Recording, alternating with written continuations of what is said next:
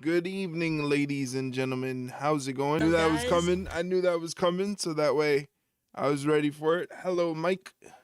How's it going? Happy Wednesday to you. Happy Hump Day, and welcome on in. It is I, Eric from the Ringside Rundown podcast. Podcast about pro wrestling, and what we're doing tonight is watching some pro wrestling. We're watching 3 hours worth of AEW content. Are you excited to be here for the next 3 hours watching Dynamite? There's so much going on. There's like 2 title matches, 3 Continental Classic matches, a Dynamite Diamond Ring Battle Royale that's going to be happening, plus a contract signing between Samoa Joe, Hangman Adam Page, and Swerve Strickland. Contract signing, so that's going to be cool. 3 hours. A whole 3 hours. And then some, because there's probably going to be an overrun. Because there's always an overrun. But, oh my god, that was fucking loud. Holy shit. That was so loud. Oh my god. That scared the hell out of me. What the fuck? That was loud as shit. I guess you're excited for 3 hours. Thank you for the bits. I appreciate it very, very much. But my god.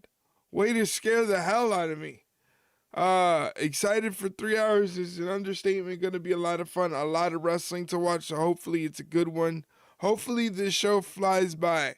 Hopefully it goes by quickly. That's what I'm hoping for. That's an easy, digestible show, because usually, like, if it's WWE, no offense, but I can do 3 hours of WWE easy. You know, it's 3 hours of AEW, that's kind of the difficult part.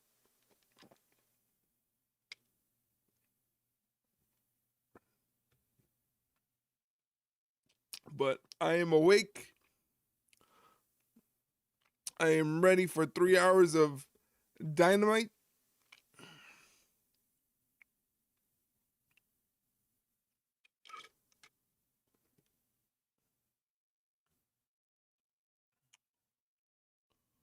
We're almost there. We're less than 2 minutes to the start of the show.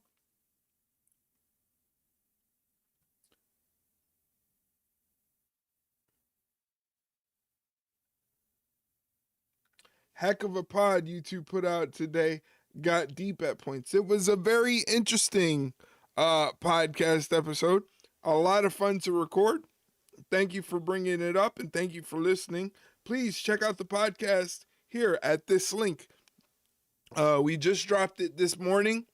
Again, a lot of fun to record. We hit on various topics, a lot of different stuff, a mixed bag of stuff, and we also go through Saturday night's main event and give our thoughts on Saturday night's main event as well. So please, if you're into wrestling podcast and you want to check out a brand new podcast, check out the Ringside Rundown. That link is a Spotify link, but the podcast is available on all podcast platforms and on YouTube if you don't have a podcast platform that you use.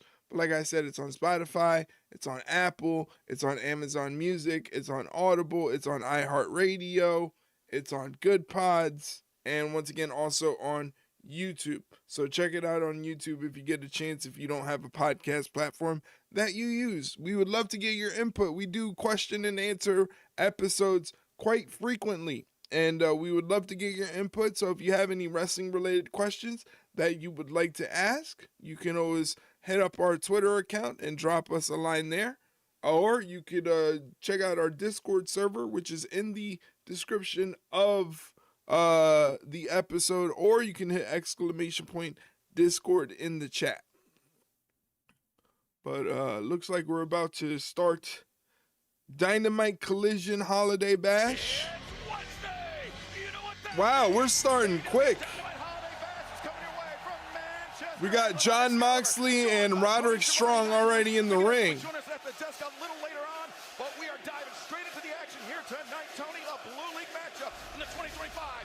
They're in Manchester. Both men, so much on the line. It has been such a prestigious tournament, such a great tournament like it's always been. And what does Roderick Strong got to do to stay alive against John Moxley? That's the question.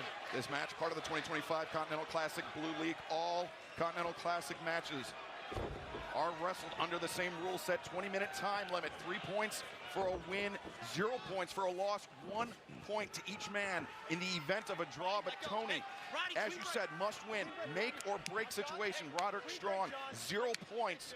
With Clean break, nicely done. 9 potential points. John Moxley. Where's Marina? Oh yeah, that's right. It's Continental Classic. You're not allowed to have anybody at ringside. All right. Nobody allowed at ringside. That's right. And Konosuke Takeshita, the men that sit atop of the Blue League table, tied up with 7 points. 7-point lead. As at the bottom of your screen, John Moxley, as Excalibur said, with 3 Claudio points. Castagnoli and Takeshita have against the rest of the standings. And look at this, Moxley. So it's important for this win. I thought that Roderick. We missed Marina slapping Mox. We sure did. At the beginning of this. Moxley controlling the wrist of Roderick Strong, but right now let's take it to the back of Renee Paquette for a tournament update.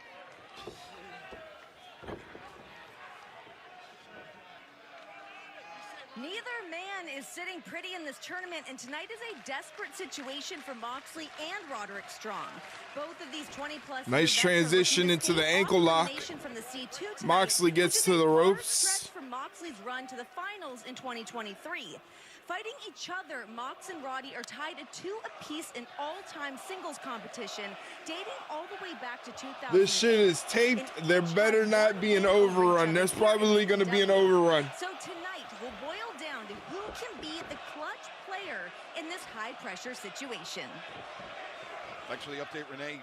We noticed while Renee was giving that update, Roderick Strong going for the ankle lock on John Moxley. Remember, that is the ankle lock that Moxley tapped out to from Kyle O'Reilly. And Roderick's got plenty of homework that he could have conducted on Moxley. Ton of tape to watch. You know, Moxley susceptible to the ankle lock. He's quick to tap with it. Under the skin, in the head of his You opponent. might want to get him in a submission early. And you know, Roddy Strong, after this match, still has 2 matches to go in the tournament. John Moxley has 1 match. The man that's eliminated here tonight still could play very much a part into who goes on to the semifinals at World's End. Shoulder tackles, neither man willing to budge. Slaps. Wow. Moxley got caught a bit there, backing up to the corner. Roddy's a great striker. John should know that. Look at that, stomping on the, there he goes, going to the ankle, the foot. Roderick Strong. Oh, dragon screw. Moxley up to his feet, but walking gingerly on that left leg. Perhaps a lingering injury from Kyle O'Reilly. There's Roddy, Gift. the scientist. The semifinals and the final round match of the 2025 Continental Classic will take place at World's End 1 week from Saturday, live on pay-per-view on HBO Max. Moxley trying to hammer out of the grip of Roderick Strong, and now elbows being exchanged by both men. Ooh. Even if one of these men are mathematically eliminated from the tournament here tonight, there's still a point of pride. There's still the gamesmanship of finishing out the tournament strong, no pun intended. I mean, we saw last year, final night of the tournament, Commander scored an upset victory over Claudio. That's got to hurt the tailbone landing that way on the apron like that. And that's how important Moxley trying to create some space. John Moxley to the outside. Roddy's not letting him breathe. Over the barricade. Now they're over the barricade into the crowd. We are sold out, this raucous crowd joining us here, and John Moxley trying to escape into the crowd. Referee Paul Turner trying to get the action. Can't even go over the top rope clean. Elite in the mud. You fucking mark! I got you covered. Back and forth. You're right. What a crowd we have. We're at the Co-op Live, right next to where Manchester City plays in the Premier League, and right now the fans are enjoying what they're seeing, and they're getting up close to the action control. Jesus. The barricade just to the right of our announce desk here. Anytime John Moxley is prowling around our position, Tony, best keep your head on a swivel. Absolutely. And one thing that comes to mind here, you know, there's no outside interference. If you interfere on the outside, like the Death Riders known to do, Excalibur. Shocker, ref went for a walk with the guys rather than count them. John Moxley on the move. He's very lenient. Ref is very lenient. It was almost like an elbow suicida. He got Roderick Strong on the side of the draw. And there you see some of the matches still to come tonight on this 3-hour broadcast. Big All-Star 8-woman tag team match. The $1 million match, 750,000 pounds, the elite. Paul Turner is a chud. Family, but the action continues here from Manchester, England. Blue League action, the Continental Classic. John Moxley, Roderick Strong, don't go anywhere. All right, are we going to do picture-in-picture? Yes, we got picture-in-picture. For now, we have picture-in-picture. Roddy and Mr. Moxley are both on the outside on the commentary table area. Gangsters, what's up, guys? What's going on, James? How's it going, buddy? Happy hump day. Welcome on in. Here for some AEW Dynamite and Collision. Didn't miss much. Just the first couple of minutes of Moxley and Roddy for the Continental Classic.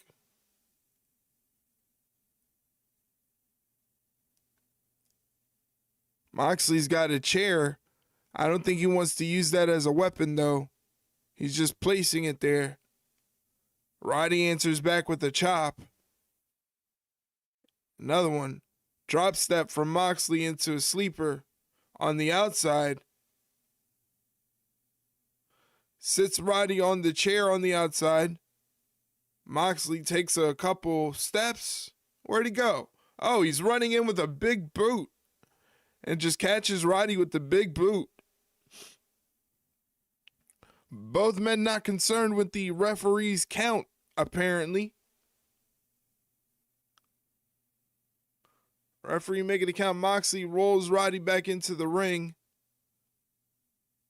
Follows him in there. Stopping the count. Forces Roddy to the corner and hits him with a couple body shots. Couple shots to the midsection. Oh, now he's just grinding his thumb into him. Now cracking the skull with punches to the top of the dome. Moxley hitting Roddy. Roddy can't escape. Roddy can't get out of there. He's just getting rocked on top of the dome by Moxley, who's not giving up. Work sucked today. Stupid snow. Yes, I agree. Snow is stupid. I hate snow. Snow is the devil. It's awful. Get it away from me. I hate snow. I hate cold weather. I hate the winter.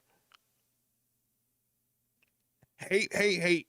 All through my veins is hate, hate, hate because of winter.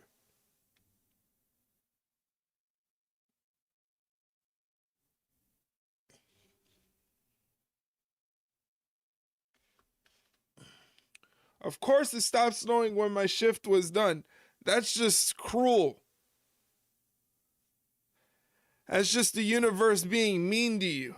How dare they? Can't wait for 24 hours of A Christmas Story this year. I may stream A Christmas Story in the Discord for anyone that's never seen it before. For both John Moxley and Roderick Strong, a loss here would mathematically eliminate that person from the running in the 2025 Continental Classic in the group stage. Yeah, you're taking a look at two of the most decorated champions that we have, not only in AEW, but Roddy, of course, many championships, some Ring of Honor, 3 Ring of Honor world titles. John Moxley, one more singles match. Moxley's got a Roddy kind of like a border city stretch almost. To be able to be Continental champion down the road. Roddy turns it into a pin, but Moxley relinquishes the hold at 2. Sleeper hold, submission hold, abandoned ship, and now offering up his jaw to Roderick Strong.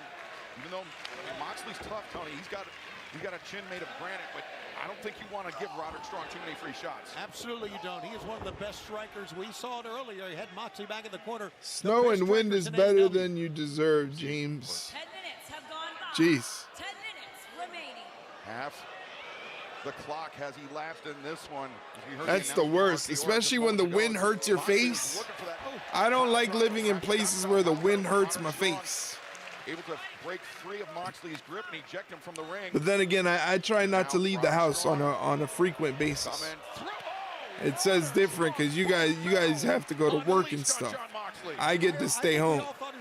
This is my work right here. Watching wrestling and providing side commentary for wrestling. People don't seem to understand what streaming is and what this is. They're like, why would I want to watch somebody watch wrestling?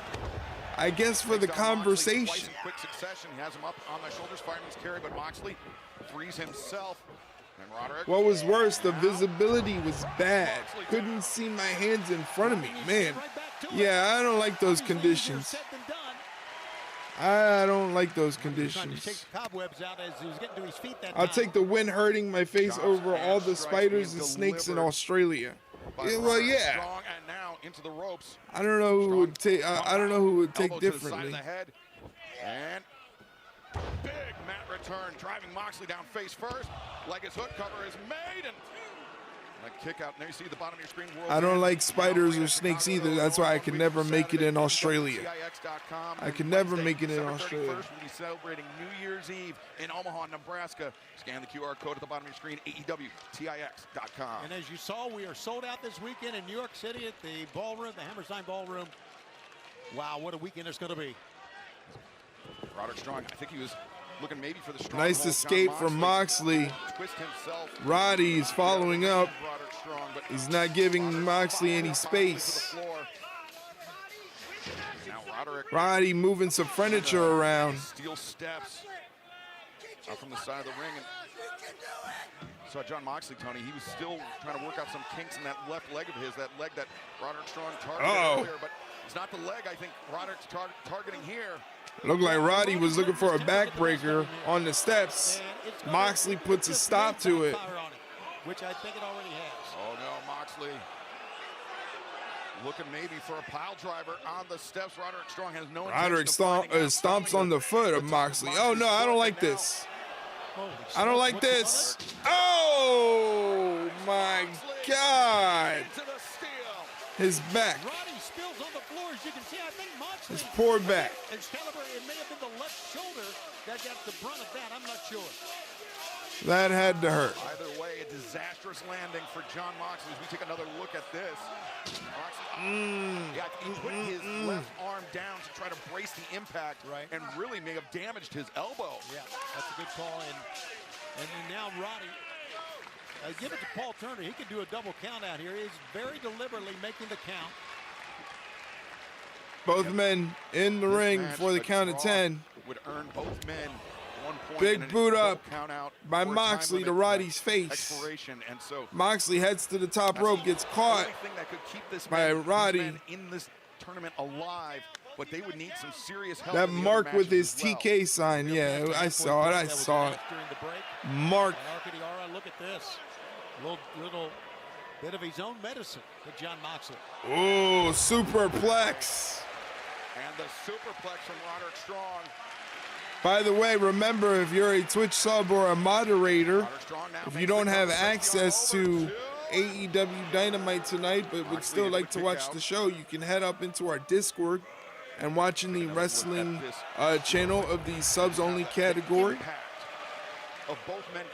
The show is streaming there for your viewing pleasure. Through both men's body, but really Moxley getting the brunt of it. Yeah, absolutely. And you saw how a lot of times on a superplex, the man executing the move will push off on the top. Roddy just really dropped right straight down that time. It was much different. Just shows the fatigue that he has. Just throwing bows back and forth between Moxley and Roddy, just throwing forearms and elbows. Roddy rocking Moxley. Moxley answers back with a lariat. Those boxing elbows left and right, but Moxley comes back, a thunderous lariat. Now the double underhook. Going for the Death Rider. Roddy says no. Double underhook powerbomb lands it. Changes his grip. The pin, and as soon as Moxley kicks out, Roderick trying to turn the corner for the stronghold. Oh, reverses the stronghold into a small package. 2 count. 15 minutes have elapsed. 5 minutes. Going for a cutter block. Under 5 minutes. Caught it though. Got it. Hooks the leg. Roddy kicks out at 2. Incredible anticipation by John Moxley. It just goes to show you why he is the Oh, only former oh, pile driver on the top of the head. Driver, Moxley 1, 2. Oh, Roddy kicked out. John Moxley was sitting more on the chest that time instead of the shoulders, enabling Roddy to get out of it. And now look at this. Now trying to get in. The rear naked sleeper hold. Moxley, Roderick, he's got the grip tight. Roderick strong. He was fighting it. He was trying to prevent the grip from coming in. What's Roddy gonna do? Roderick though frees himself. No, he does free himself. Moxley traps the left arm of Roderick Strong. As the S grip is in tight, Tony. Good job, roll, keep rolling. That's the only chance. He's got to the ropes. He got to the ropes. That was his only shot. Will Roddy smirk before he tests? Referee Paul Turner giving Moxley the 5 count to break the hold. And clock management at this point, Tony, becomes a serious issue. That's right. There's only a 20-minute time limit.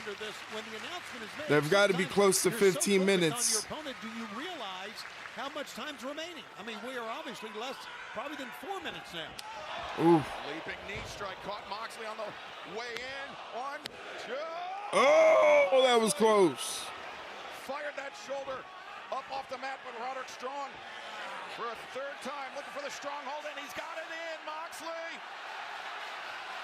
Moxley in trouble. Does his tournament end right here, right now? Now you see him standing there ringside and all throughout the co-op here. He's got it in good. Get to the ropes. He eyed the ropes momentarily. Oh, Roddy changed his grip here, so to speak. Trying to tighten things up, but Moxley. Oh, Moxley was able to get out of it now. Spilling out of the ring. Moxley already landed 1 elbow suicida and driving Roderick into our announce desk, but Roddy comes right back in. Oh, paradigm shift.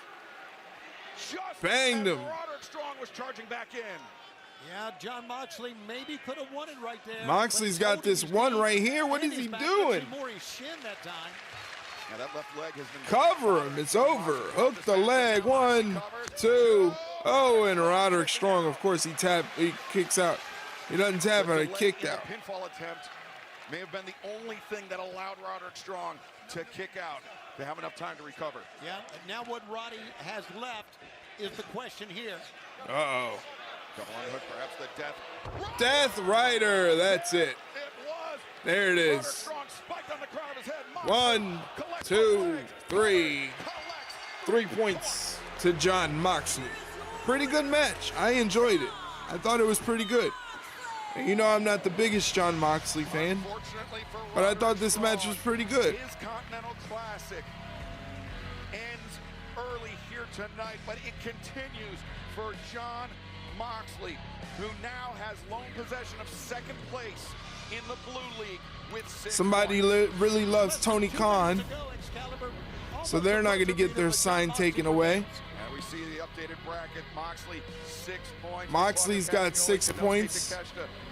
The top of the board is Claudio and Konosuke with 7 points. They will compete later on tonight. Roderick Strong is out of the tournament. Broadcast here on TBS and HBO Max. Both men looking to get up to 6 points and tie with John Moxley.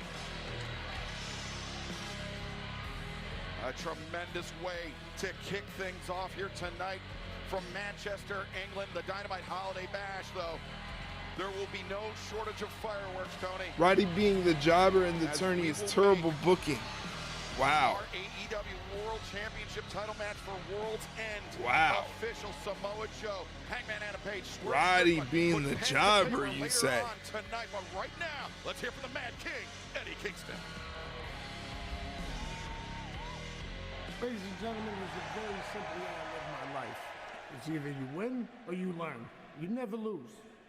People can say, oh, but you tapped out to Joe, you lost to the world champion, blah, blah, blah, blah, blah. I learned from that. And now what I really feel bad about is everyone else I have to face now after Joe. You're gonna see what I learned. I never stop, I never quit, because I have nothing else in my life but this. Professional wrestling is my heart, is my soul, is my everything. You think one loss is gonna bother me? Nah. I learned and I move forward. I'll see you all again. maybe Collision. Maybe somebody wants to step up and see what I learned. Hope so. Eddie Kingston, y'all. Well, Collision's tonight. Kingston, very popular here. Collision's tonight. Oh, here's fucking Don Callis. Great effort 1 week ago. Tremendous Ladies against and Samoa Joe. gentlemen, please welcome Don Callis. McDonald's with their fucking paper straws. Oh, that woman stole our sign, Tony. Ladies and gentlemen, Japan. He is the current reigning IWGP champion and the first member of the Don Callis family. Ladies and gentlemen, Konosuke Takeshita.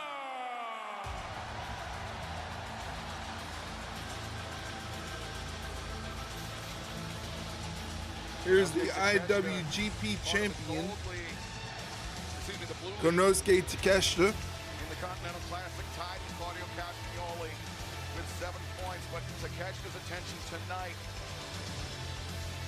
turns on the $1 million, the $750,000. His partner He's always going to talk over you. from the Guano country of Mexico, the greatest luchador since Mil Mascaras. Ladies and gentlemen, es muy bueno.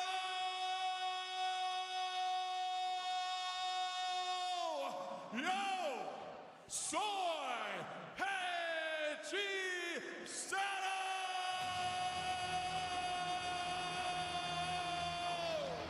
Again, I have to point out that Don Callis's grammar is off. He says, yo soy Hechicero. That means I am Hechicero. Don Callis is not Hechicero. Don Callis is Don He Callis. is not Hechicero. The man in the mask is Hechicero. Thank you. Absolutely. Thank you. They're even making my point on commentary. Cesaro's such a great tactician. Oh. Is with the Don Callis family. Oh, of course. This one is not. Of course they're going to get shown up by the Rainmaker.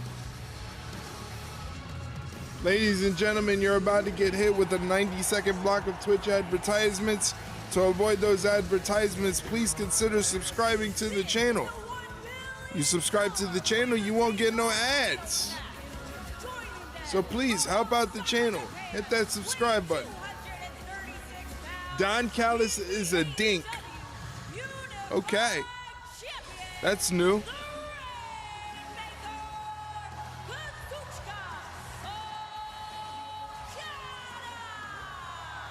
Takeshita doesn't look very impressed. Okada tied for the lead in the Gold League of the 2025 Continental Classic with 6 points. Tied with his fellow Don Callis family member Kyle Fletcher and Speedball Mike Bailey. But again, tonight, points aren't on the line in this match. Cash money is. I am really excited about seeing the Bucks. Dink doesn't get said enough. Dick, cock, sure, but Dink barely ever. I don't feel like Dink is a very insulting, like it's Dink, you know, it doesn't have that punch like an insult.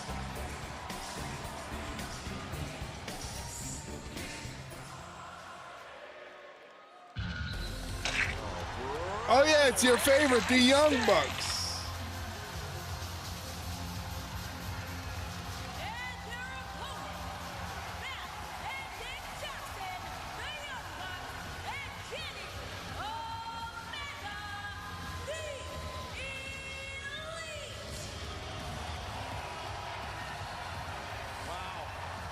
Well, they get pyro. Okada doesn't get any pyro, but the Young Bucks get pyro. And the Elite. And Nick Jackson, Kenny Omega. It's crazy. $1 million on the I'd be upset too, Okada. They didn't give Okada any pyro. Said money doesn't matter to him. Getting his hands on Don Callis, sticking it to Don Callis is what Kenny is about. And we are unfortunately joined at the desk by Don Callis. What? I just heard the last part of that. Who's All sticking these it to marks in the UK getting scraped to death by their zippers. Wow. Don't worry about the money. Don't worry about the $1 million. Well, I worry Wow, about okay. money. I earned this money. Wait a minute. The Bucks earned some money too. The Bucks screwed me. Well, it was the Young Bucks and Josh Alexander that won that $1 million. This is a $1 million match. That is correct. This is for $1 million, ladies and gentlemen, or 750 pounds, because that's the currency exchange in the UK. Because they don't do money matches enough. They don't do money matches enough. I think they need to start doing more money matches, perhaps a money match a week. Opened the door for Konosuke Takeshita to join All Elite Wrestling a number of years ago. I Takeshita kid. standout at that time in DDT Wrestling. Hopefully you can sense my sarcasm. He joined New Japan Pro Wrestling. And it was Omega Kenny that Omega and Takeshita Konosuke opened the door for him, and it Takeshita was start Takeshita this match off here. Don Callis that really, stabbed Kenny in the back. Well, you Takeshita has a side headlock, gets broken up by Kenny. Shoulder tackle, nobody budge. Shoulder tackle return, Certainly did. That was and then also a big boot from Takeshita. once in Wembley Stadium, and then 6 days Takeshita later, ducks the line, ducks the back line. Oh, went for the Takeshita line. Kenny had it scouted, and arm drag instead. Nice. Let's remind the fans we have a 3-hour telecast of the 3-hour telecast. 3 hours right here on TBS. and Aren't you HBO excited? Holiday Bash Week. Bucks coming Oh in wait, with there Jackson is a now. That's collision right. on Collision Saturday? Broadcast this Saturday, 2:30 p.m. Eastern, 2:30. 11:30 p.m. Pacific, coast to coast on TNT and HBO Max. The Bucks. 2:30. Take Takeshita off his feet. Okada comes in, the drop kick, and he gets knocked into Hechicero, but Hechicero steadies himself and Look at Rick Knox allowing 2 men from the opposing team to be in the ring at the same time. Now 3. Come on. the Don Callis family would never do that, right, Don? Sounds like you, Mike, yelling about the referees. He wasn't talking about now. Wow. Kenny Omega is jealous of Takeshita, I can tell you that. Ooh. Triple team. Elite. Has anyone stopped to mention that 2 of the guys who have had the most success against Kenny Omega are both in the Don Callis family? I'm talking about Takeshita and Okada. It's almost like you built it that way, but right now this $1 million trios match continues. Don't go anywhere. All right, picture in picture. At least they give us picture in picture. Hechicero battering. Looks like, is that Nick Jackson? Toilet reffing should be called out. Don Callis is doing that, so you and Don Callis have something in common. Did you ever think that was going to be the case? You and Don Callis would have something in common. I don't know. Hechicero working the leg of Nick Jackson right now.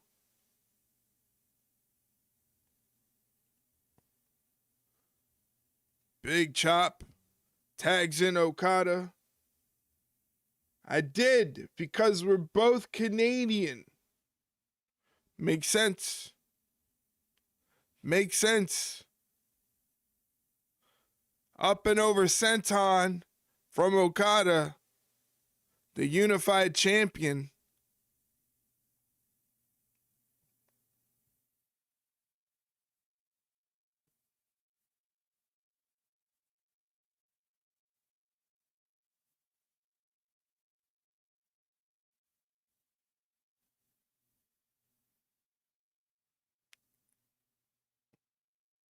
They're just double teaming, triple teaming Nick Jackson, not letting him get any sort of rest or anything.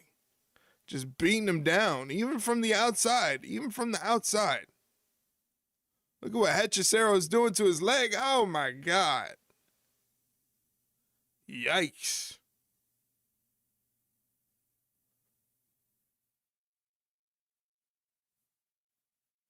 They're trying to break Nick Jackson limb by limb, just torquing his leg in an uneven manner. Ah.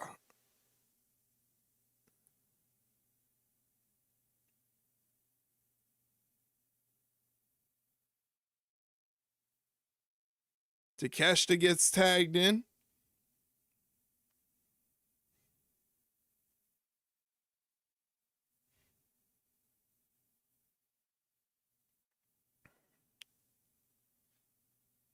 And back to action. $1 million up for grabs in this big.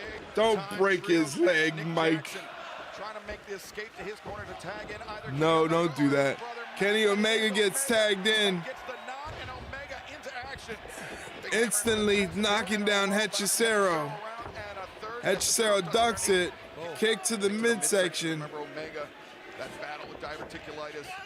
Oh, come on. Enough with that. Boot to the face and then a dunk. Played a big factor. It was a life-altering situation for Kenny Omega. It was a miracle that he came back to the ring, that he's been able to compete at such a high level, Don. Oh, he's an incredible athlete. He's just completely without direction without me. If I was still managing, we'd have kicked out of that diverticulitis in a week. Oh, for crying out loud, Don. Now that's bull, and you know that. You're so full of it, but even more so with that comment. Look at Okada now. This reminds me of back in the good old days. He's just dominating Kenny Omega. Now you talk about teamwork. Here we go. He doesn't want to work with Wait a Takeshita. minute. Is this teamwork Excalibur? We talked about this. Oh, shit. The tensions, I think, are about to boil over between Okada and Takeshita, but a double suplex. As Okada Takeshita was worried about the disqualification Excalibur. That's why he told him to get out. Oh, Okada doesn't look pleased. You know, what a crowd we got here tonight. It's one of our biggest. We had over 300 Dynamites here on TBS broadcast. Here, a sellout crowd, over 10,000. Oh, Omega reverses it. Suplex of his own. So glad you could be with us. And as Takeshita and Don Callis doing some strategy sessions there, Don. But Kenny Omega and Kazuchika Okada.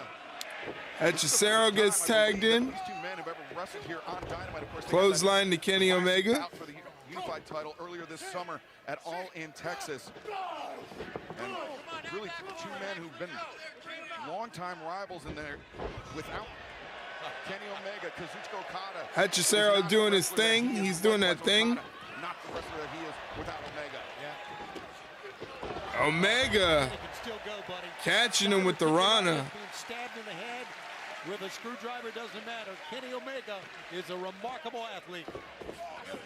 There you go. The attacks on the abdomen by the Don Callis family, but Omega able to shake it off. A pair of rights for Okada and Takeshita, sending them down to the floor. And now Hechicero in the corner, but Omega had his back turned. In comes Takeshita. He was focused on Hechicero, where he should be, but knowing that, Takeshita's on the outside. Uh-oh. This could be a smooth transition, I bet, to a tag. Omega. Well, not that smooth, but the tag was made. Tag made. Omega. The moonsault. There you go. Nick Jackson. The senton. Blind tag. Backstabber, and Matt Jackson is the legal man. The elbow drop. You don't want to let the Elite get going, that's for sure. Elite looking strong, Mike. Looks like they're recapturing the magic. but the Elite looking strong. Okada putting a stop to it. Elbows to his former friend. The Young You Bucks, love it, and a Mike. shot You love for it. Kenny Omega as well. Okada hates the Young Bucks. Really? He does. I don't think so. He told me he used them because of their position when he first came. Nice movement from the Young Bucks there They hate him right now after that. to get Okada. Maneuver. Now the Elite standing tall in the ring. Now Kenny Omega. And the Elite.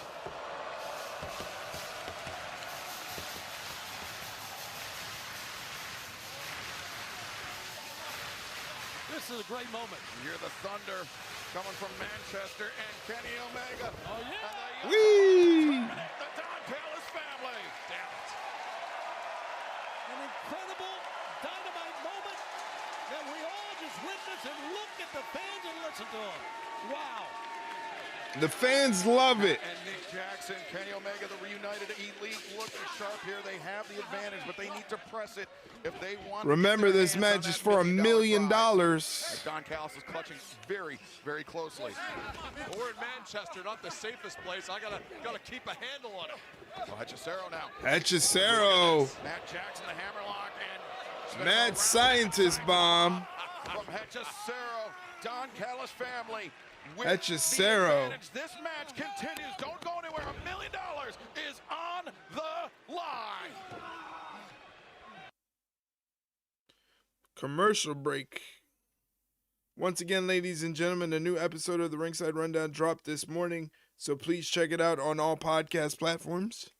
Please give it a listen. Let us know what you think. It's a half questions and answers episode. Half we talked about Saturday night's main event and obviously John Cena's final match and all the hoopla surrounding that. Hopefully you guys enjoyed it. If you listened to it already, check it out. Once again, it's on all podcast platforms. That is a Spotify link, but you should be able to find it on whatever podcast platform you use. So check it out.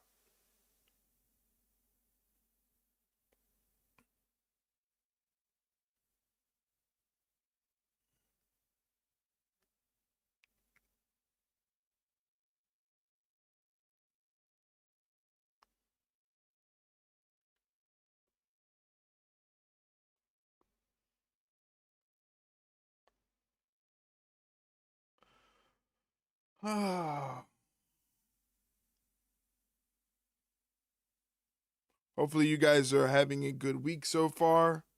We're in the middle of the week. It is hump day, as they say.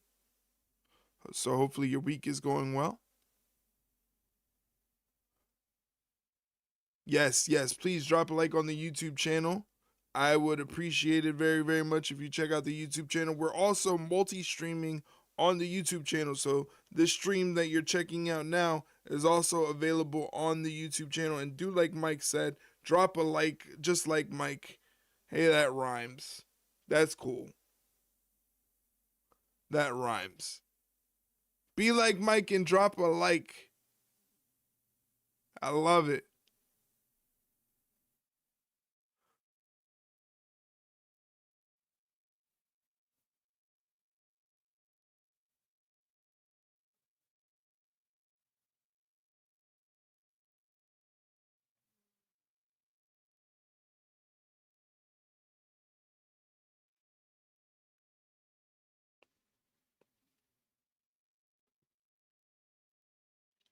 Lest I put your head on a pike.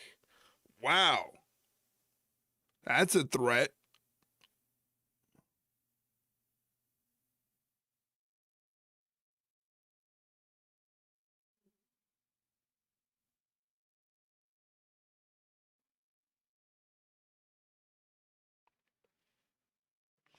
I ain't playing, so go drop a like.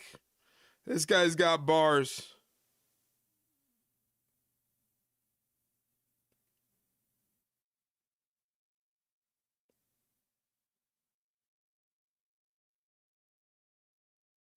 Cast of AEW Dynamite, the Don Callis family, the elite, a battle for $1 million going down tonight in Manchester, England. And Tony Schiavone, for the last few moments, it has been all the family. It's been all the family, including Don Callis. Over our left, we got the cheap shots in on Matt Jackson. Good job, Dylan. I was just defending myself. Referee's back was turned. He didn't see it, but Don Callis, everybody saw it here in Manchester as plain as day. That, wait a second, Matt Jackson. Whoa. Oh. Sweeps the leg of Hechicero out, lands the super kick, but Okada hit them again, Okada, as he hits Kenny Omega off the apron. As you heard, running away from Matt. Kesta knocked to the floor, the double boots to the jaw of Okada. And now Matt. Oh. Stunner on the floor. Caught Takeshita unawares. And Okada. Nice stuff from Matt Jackson. Goes to the other side. Tries to get a tag off, but Okada cuts it off. But Okada putting on the brakes. Casadora into a bulldog. Things are looking up for Matt Jackson. Stop stealing my lines, Excalibur. Yeah, he is so smooth as that, and he's got a lower back problem right now. Listen to the fans. Try to help him in. Here comes Nick. Now Nick Jackson, the legal man, some relief for his brother, and now just taking the fight directly to the Don Callis family, but Okada cuts him off, boot to the midsection. Okada and Takeshita working together at least for the moment. Nick Jackson. Oh, no. There. Oh. Wow. The overhand chop leaps over Takeshita. Super kick for Takeshita. Escalera. List of Okada and a 2-for-1 for Nick Jackson. How do you not like it, Mike? How do you not like it? Kenny Omega is still amazing. Running boot to the face on Okada. Nick is going crazy right now. And now Casadora into a cutter. Nick Jackson. Just like older brother. The Young Bucks, perhaps a little bit of risky It's business. remarkably easy. Oh, risky business. The splash, the cover, two. And Takeshita gets the shoulder up. Almost pinned the IWGP World Heavyweight Champion. Almost. As Kenny Omega saying some words to Nick Jackson, but Takeshita caught the hook. Oh. A massive elbow strike. That wiped out Nick. Knocked him all the way back to Rancho Cucamonga. Backbreaker from Hechicero. And Hechicero with Nick Jackson isolated in the corner. Good job, Whip. Takeshita. Hechicero, the running knee strike.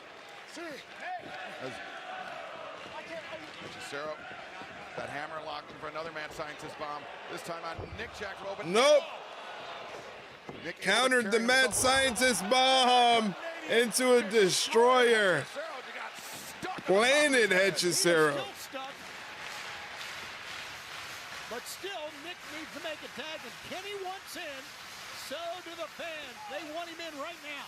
Look at this again. Yeah, what an escape by Nick Jackson. Went around Hechicero and then answering. Boom. Coming back with that Canadian destroyer. After all those revolutions on that hammerlock, brother. Okada, legal for the family, and he called out. Okada wants Omega. Kenny Omega. He beat him in Dallas, he'll beat him here. It was all in Texas where Kazuchika Okada defeated Kenny Omega for the AEW International Championship, becoming the first ever AEW Unified Champion. We do not get a lot of first here, but this is a first on Dynamite. Two legendary performers. Come on! Yeah. What a snap in those forearms from Omega. Like Magic and Bird back in the 80s. Brady and Manning. Some of the great rivalries. You're watching it unfold here in pro wrestling and AEW.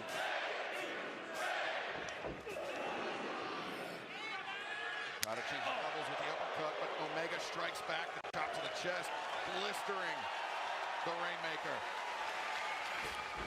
Omega charges in, but Okada turns around, sees him on the top. Got him. Drop kick there. Omega had it scouted. Oh, one-winged angel. Perhaps. Turn. Oh. Okada, Rainmaker. Oh, into a super kick. Well, Omega Rick Okada Knox does just so well standing there. seeing how it develops here in the ring. Counters to the counter. Whoa. Cesaro comes in, that guillotine, leg dropping. Oh, Got him. Jackson, the DDT. Cesaro tried to change. Casadora. That didn't let it happen, and now Takeshita up. Countered into a blue thunder bomb. Oh, V-trigger. Ever the opportunist. The spot picker himself, Kenny Omega. Do something, Rick Knox. You got to take it right in pro wrestling. You would agree with that. You got an opening. A tremendous Come effort on, here Rick Knox. by all 6 competitors. Now tags made. Takeshita and Nick Jackson legal. Super kick gets avoided by ducked. Takeshita. Takeshita catches Nick in the From midsection. IWGP World Heavyweight Picks him Champion. up. The top prize in New Japan Pro Wrestling. Nick counters it into a face Nick buster. Jackson escapes the grip of Takeshita. Takeshita catches him. He held on. Held on, but escapes that attempt. Oh! Tag's been made Got to match. clocked. Takeshita runs right into a super kick, but eats it. He ate it. The super kick coming, but he absorbed the contact. Now the waist lock. Standing switch again. And Oh, that worked. sunset flip over both men. The German suplex on Takeshita, but now Okada into the fray. There should never be traditional tag matches in this fucking company. The drop kick. They could do it like Mexico. The butts, but the super kicks were not. Mexico is like anybody's legal as long as there's like one person on the floor. If they go out to the floor, the next person can come in and be the legal competitor without a tag.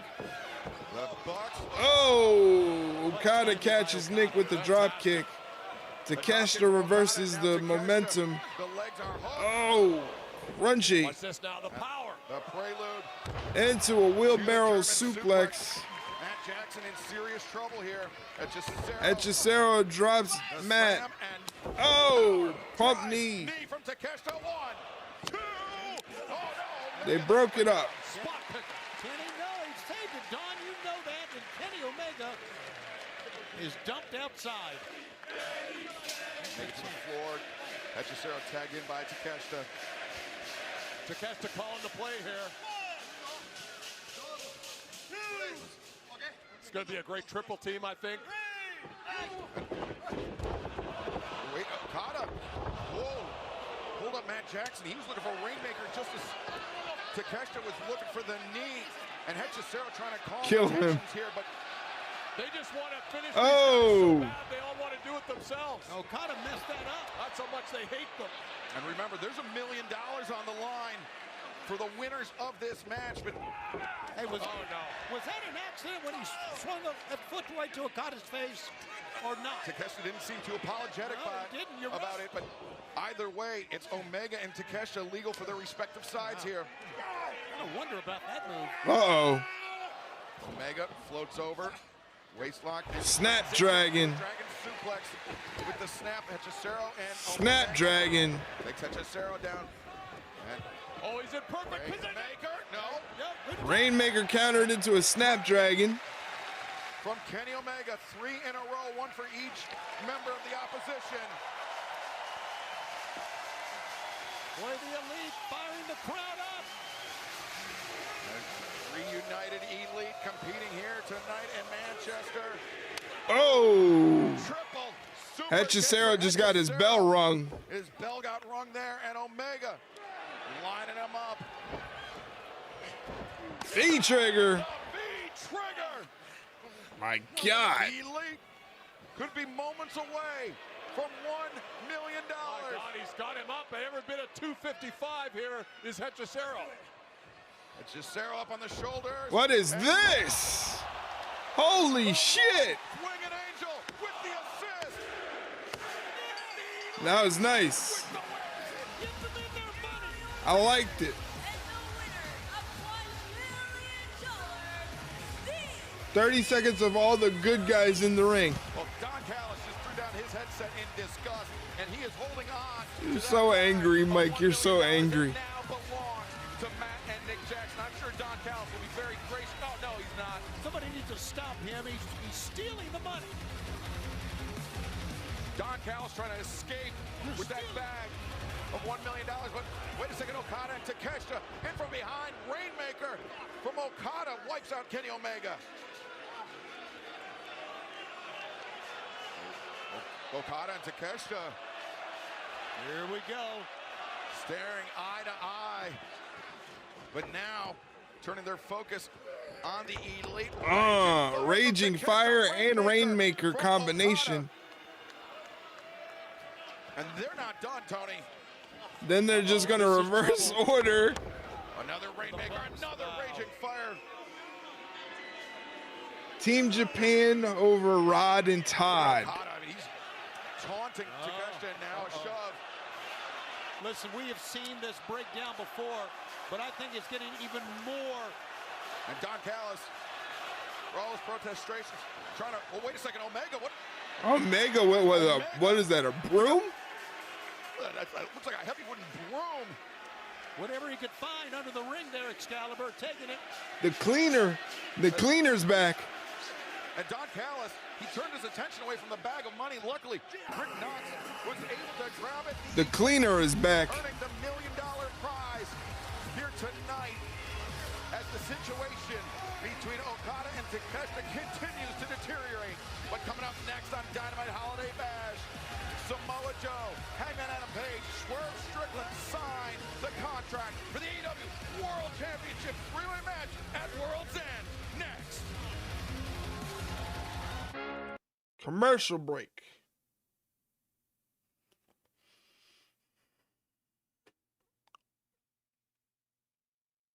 Not the push broom. Yeah, he brought out the push broom. He brought out the old cleaner gimmick. Kenny the Cleaner Omega. Don't worry, cleaner, I got this.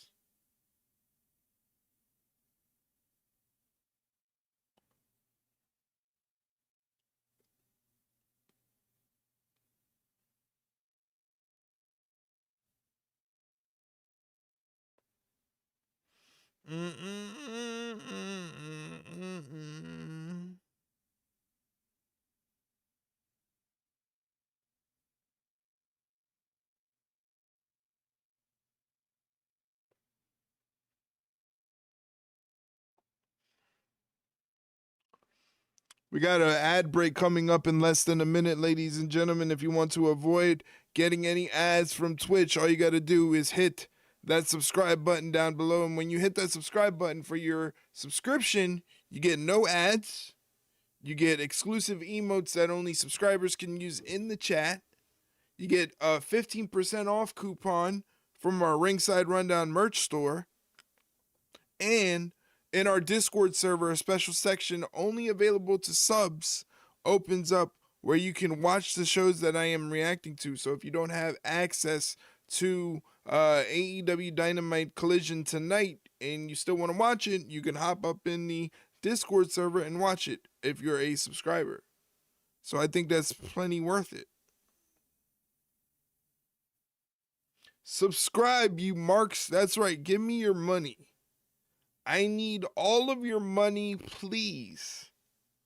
I am drowning in debt. I have men looking for me. Big, very scary men looking for me that I need to pay off. So if you would like to help me with that, please. These are some scary men.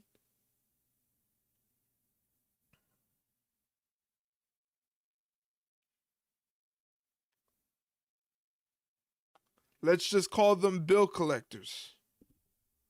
They're bill collectors.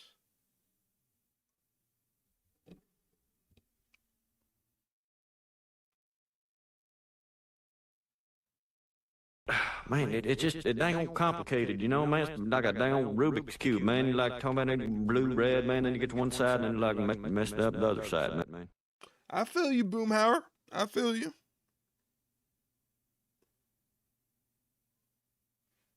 Back to the action in the ring. Our broadcast, but right now inside the ring to make the match for World's End official is Tony Schiavone. World's End coming up a week from Saturday. The three-way match for the AEW World Championship. This is the official contract signing. Ladies and gentlemen, let's bring in, first of all, former world champion, Hangman Adam Page. Hey. I'm wearing his shirt. I'm wearing his shirt like a mark. Yeehaw. I'm wearing his shirt like a mark. There's so many combustible elements about to be in the ring together.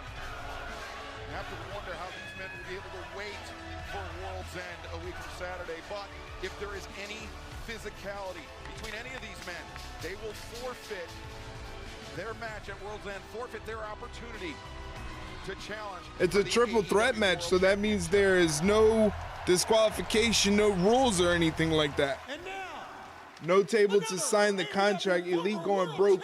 Elite in the mud.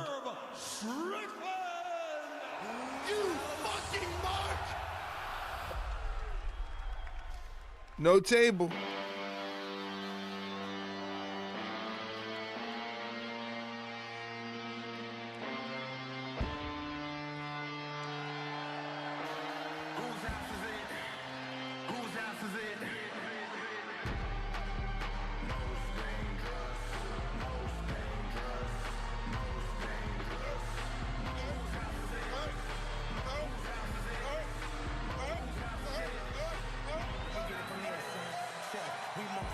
When did his theme change? At the last pay-per-view when he came back.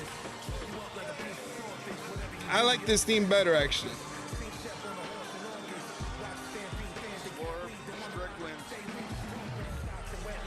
His rivalry with Hangman Adam Page changed not just the career trajectory, the life trajectory of both Hangman and Swerve, and mirroring Hangman, Swerve coming out with a chain of his own. Hangman has employed that chain in such dangerous fashion in the past.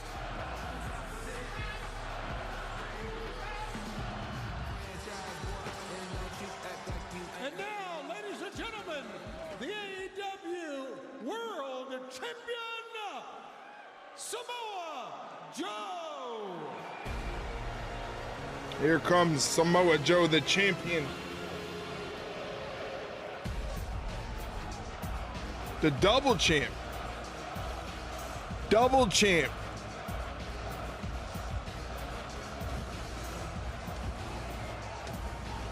AEW World Champion Samoa Joe with Powerhouse Hobbs, the cold-hearted handsome devil Hook in tow. Members of the Ops, and it was Hook that sealed the fate of Hangman Adam Page in that steel cage match back in full gear. Hook was feeling. Does everyone wear a chain around their neck? No, just Page and Swerve. Preying on Hangman Adam Page, costing him the title and beginning the second reign of Samoa Joe.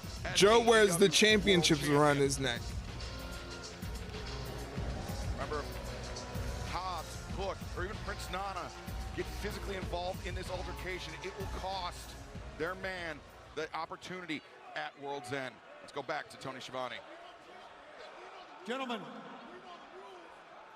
please, we're here to sign the contract. Everyone has seen the contract. This is for 1 week from Saturday, three-way match for the AEW World Championship. And may I say, what three men we have vying for the title. Joe be wearing those British birds around his neck. Joe pulls with the ladies. Tony, sometimes I'd wish you'd shut your big yapper. Sounds like you, Mike.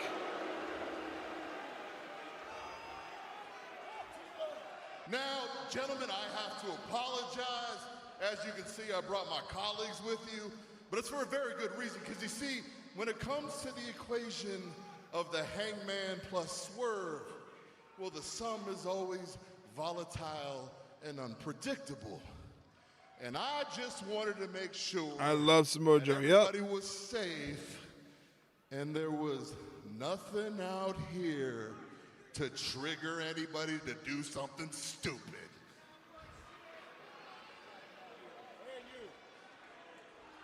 So, gentlemen, I won't waste any more of the champ's time.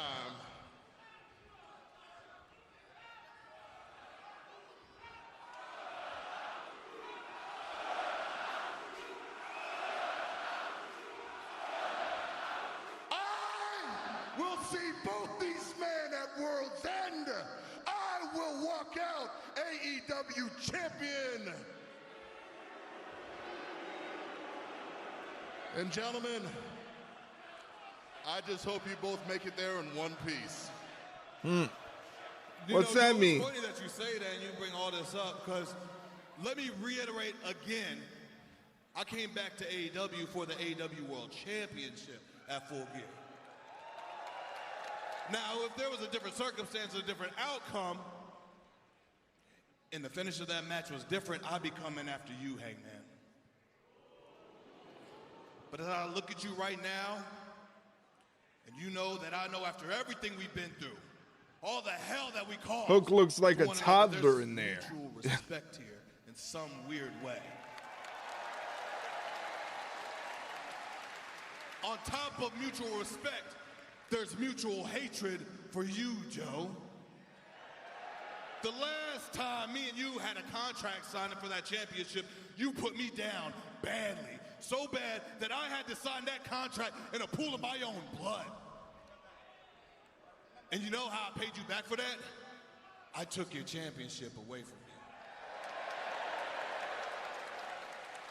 So now I gotta jump through hoops and every obstacle that you throw at me. And you know how I'm gonna pay you back for that?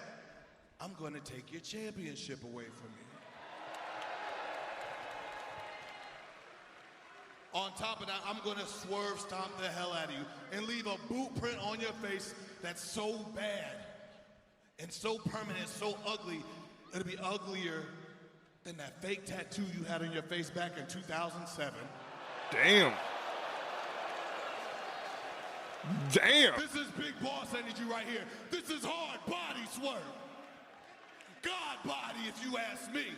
So I'm letting you know right now, you better bring your big guns to World's End. You better bring your army and your big guns to World End. Because I'm going to let you know right now, you cannot kill a god with bullets. Whose house?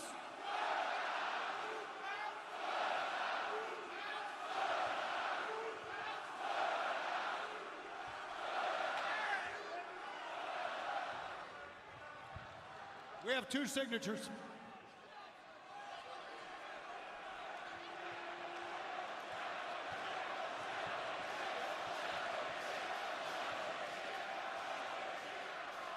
I want to remind both of you where we were in July, not fighting each other, but fighting together, fighting to free the All Elite Wrestling Men's World Championship from a briefcase and to end the tyranny and bullshit of Jon Moxley and the Death Riders. That's where we were. And Joe, had we figured it out, had we figured that out before you challenged Moxley for the World Championship, it could have as easily been you as World Champion. And Swerve, if we had figured out that we needed to fight together, if we had figured this out before you challenged Jon Moxley, it could have just as easily been you. But at All In, when we figured it out, when we fought together, it was neither of you, it was me. It was left to me to get the job done, and I did it, and I became the world champion.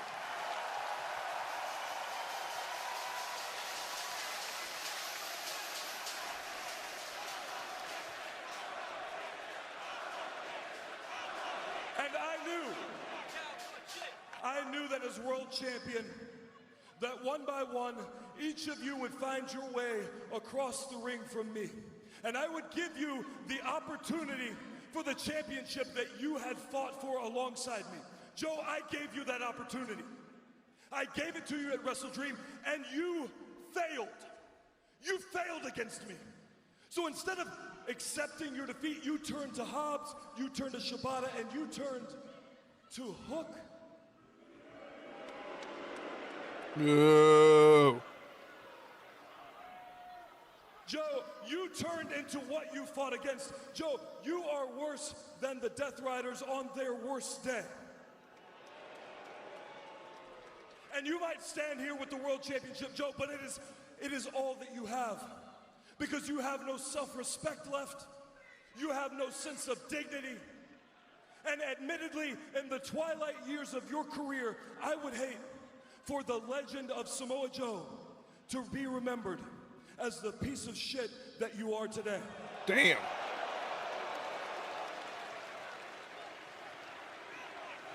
Damn. Damn. If anybody would know about that, it's this godforsaken town.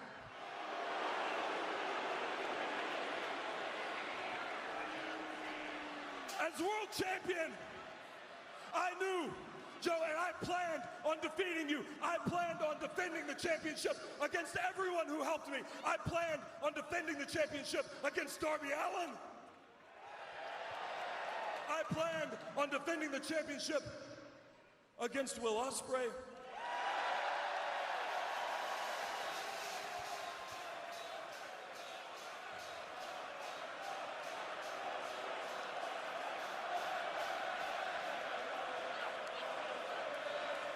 Cheap pop. And I knew.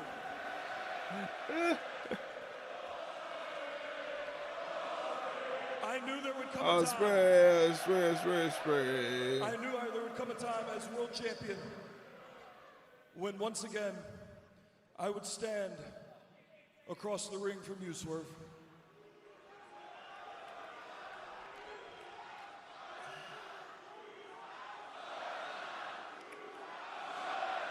Whose house? That you came back to AEW to challenge the world champion. And had it not been Joe, it would have been me that you stepped up to. And I would have expected nothing less from you. I would have given you the championship match that you had deserved, Swerve. And had you beaten me, I would have accepted that defeat. And I would have handed that championship over to you.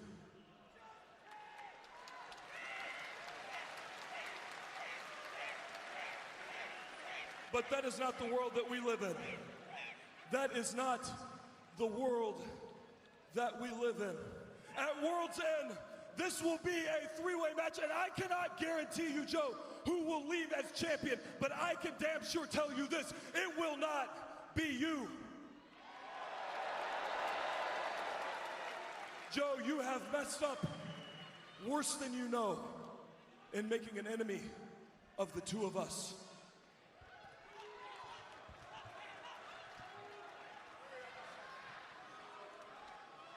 Ladies and gentlemen, we have all three signatures in 10 days at World's End. A three-way match for the AEW World Championship. Uh-oh. Somebody forgot to pay the light bill. Somebody forgot to pay the light bill. Oh!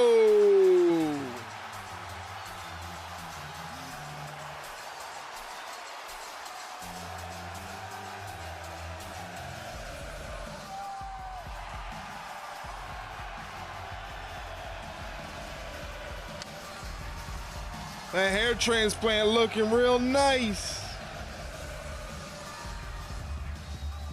Them follicles looking really good.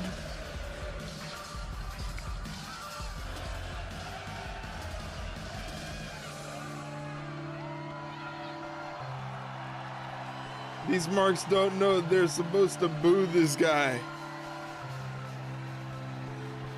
Speaks to how sad AEW's been without him. Very uninteresting.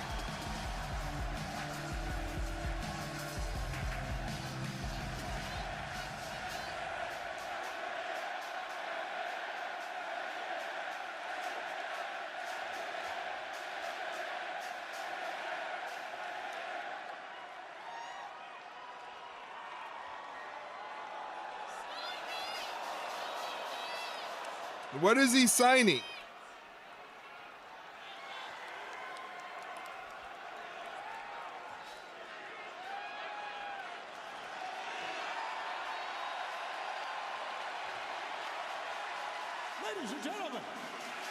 Ladies and gentlemen, MJF has just cashed in his guaranteed world title shot that he won in the Casino Gauntlet. Oh, wow. I forgot about that.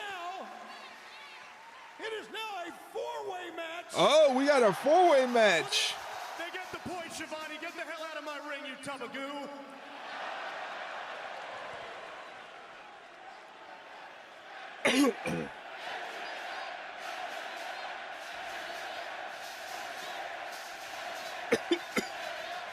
Now, I'm sure a lot of you are wondering why a guy like me would willingly execute my contract knowing I'd have to face 3 men instead of 1.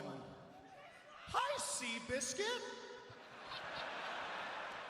Since the inception of this company, you've called me a coward. And while I had time off getting my stuff together and filming a movie, because unlike you, I'm actually a star, I was festering over this, and eventually I realized it, Hangy. Maybe you were right. You know, the old me, I would have came back here, I would have took every shortcut in the book just to get what I want. But that wouldn't cut you deep, now would it? See, I need to hurt you, cowboy. And I can't think of a better way to do it than not just by taking that title far away from you, but by doing it by beating you and two of your biggest rivals all in one fell swoop. That way, you and your fans have absolutely zero excuses. Well, this has been a wonderful... Shut your mouth! Really. Joe's got to be careful. Joe would snap MJF like a twig. To every man inside the ring, no physicality. What's going on, Joe? You upset? You mad? You gonna quote me a big supervillain soliloquy? Huh? I ain't afraid of you anymore, but I do still hate you. See, when you took that title away from me, these people turned on me. Let's be honest. They did. They did. And as much as it pains me to admit it about these schmucks, unfortunately, they get to dictate who goes down as an all-time great. And I don't want to go down as an all-time great. I need to, Joe. And you halted that journey. You made these people question my abilities. Mine. Well, guess what? Your luck, it's run out, Sloppy Joe.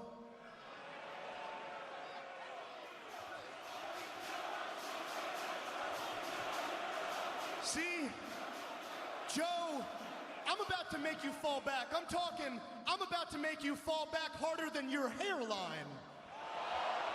Damn. World's End, look at me. World's End, the same place. The same place you ended my title reign, I end yours.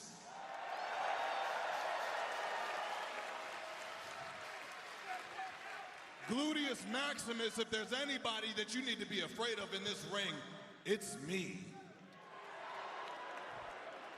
Wow. You know what? Fire bars, Shane. You really remind me a lot of this famous musician. You guys have a lot in common.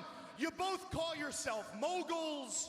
You both rock chains. You both rock way too much baby oil. And you're both dog shit rappers. The name's on the tip of my tongue. Oh, that's right, P. Diddy. Damn.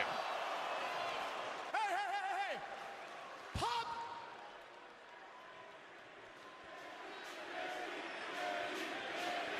Not a titty chant. No.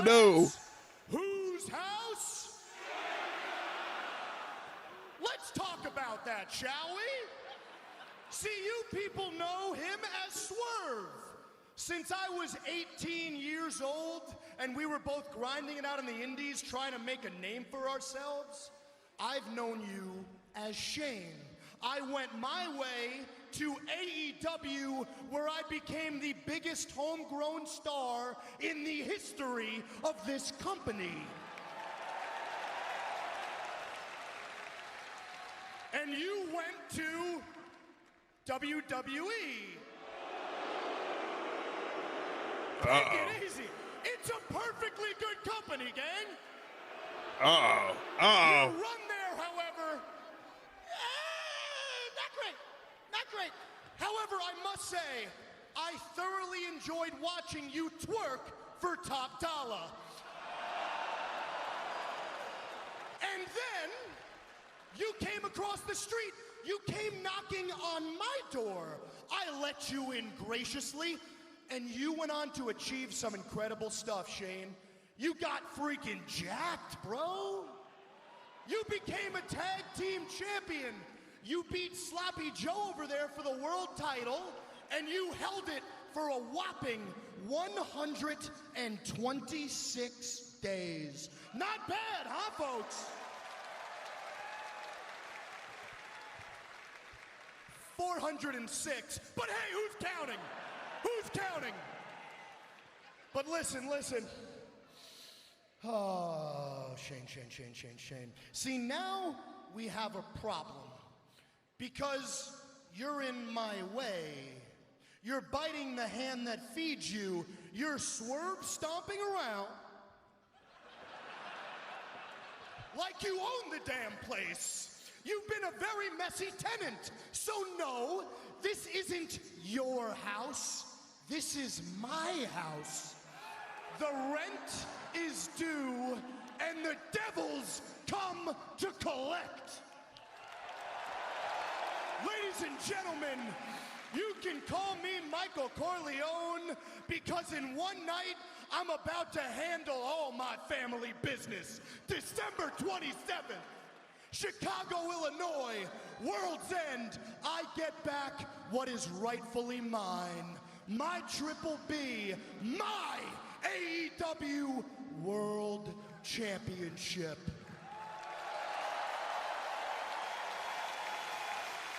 And do all you folks happen to know why?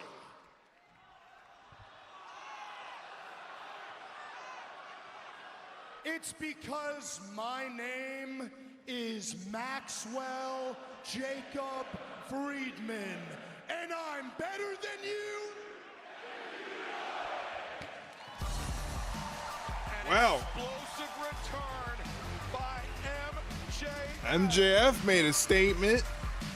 And in a single stroke of his pen, he has turned the AEW World Championship title picture on its head. The four-way match at World's End is official. It's gonna be interesting. It's gonna be interesting. He just lapped them all in the promo department.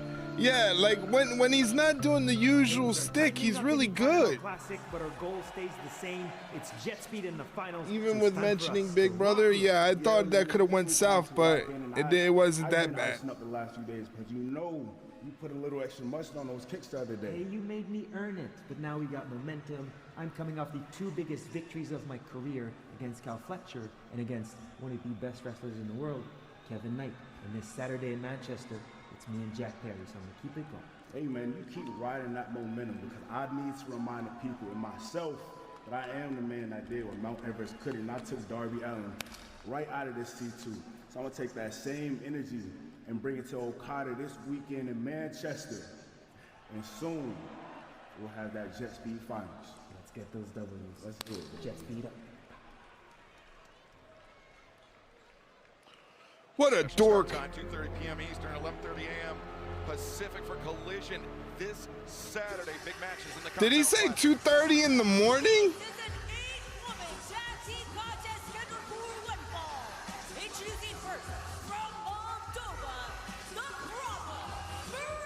If there's a Collision on Saturday, why the fuck is tonight 3 hours? I have no idea. Headed to the ring.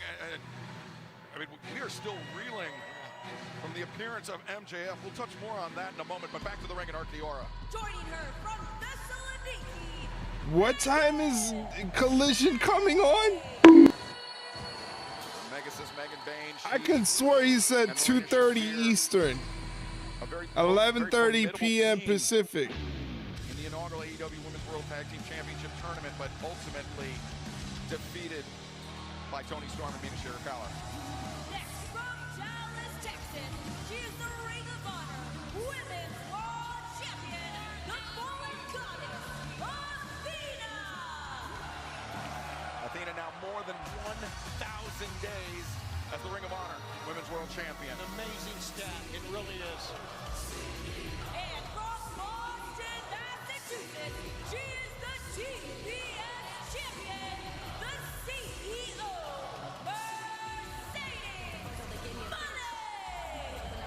Mercedes Moné, who this past Saturday at Collision inserted herself into the celebration for Willow Nightingale and Harley Cameron, the inaugural AEW Women's World Tag Team Champions.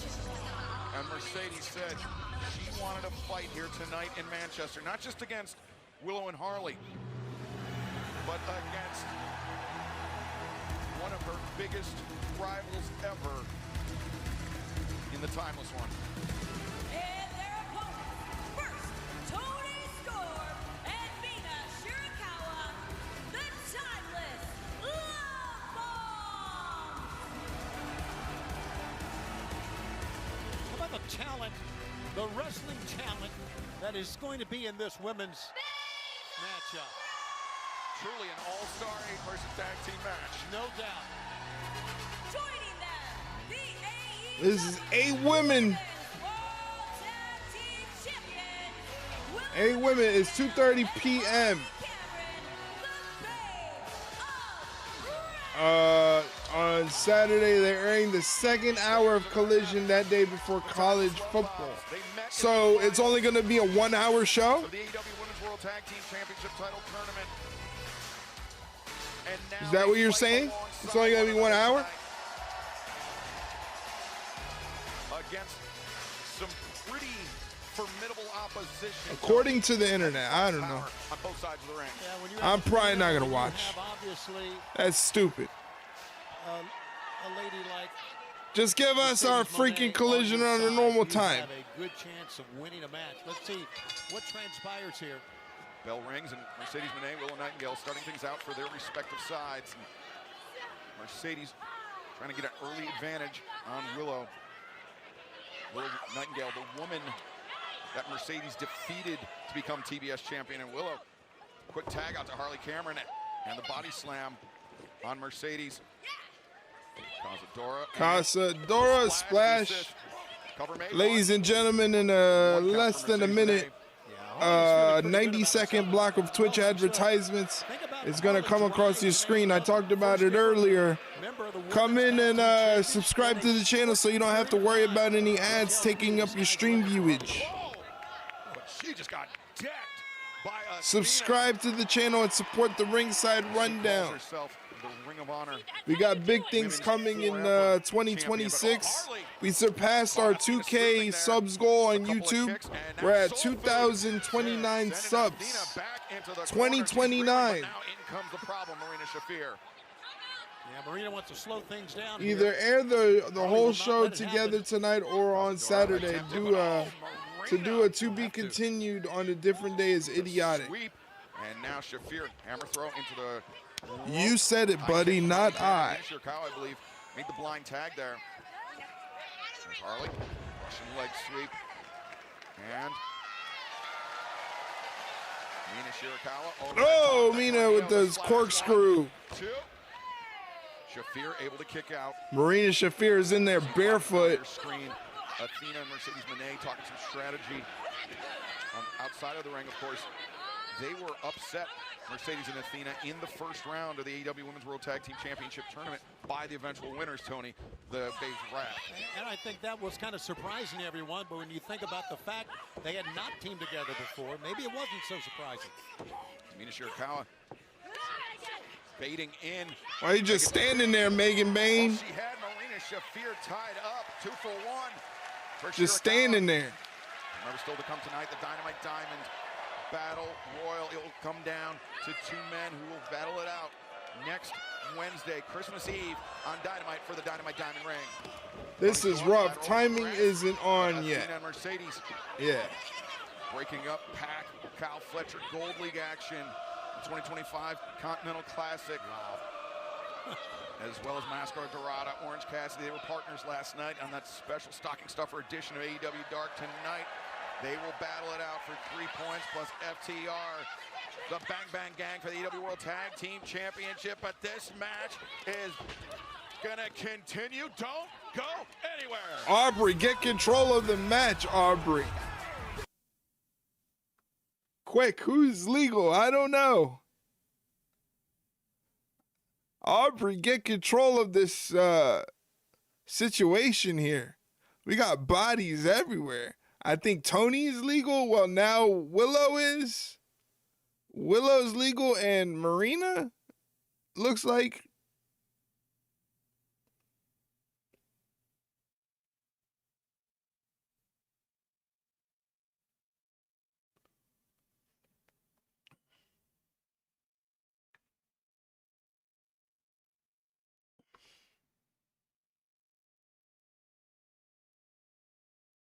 Harley Cameron in there laying in some punches on Megan Bayne, who catches Harley coming off the rope. Harley tried to turn it into a DDT, but Megan Bayne stops the momentum and switches it into a suplex. Very nicely done from Megan Bayne, the powerhouse, the Megasis.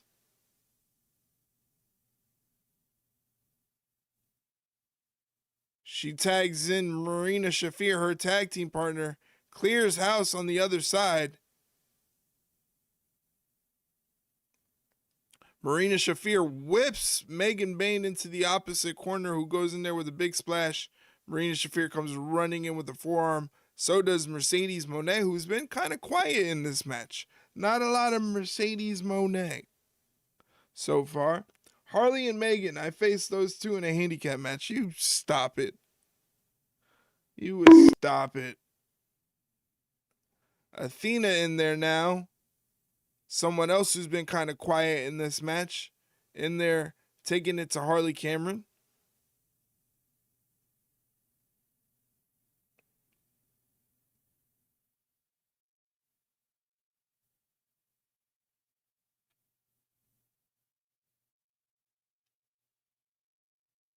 Megan Bayne once again back in the match, throwing shoulders into the abdomen of Harley Cameron, ignoring the referee's count.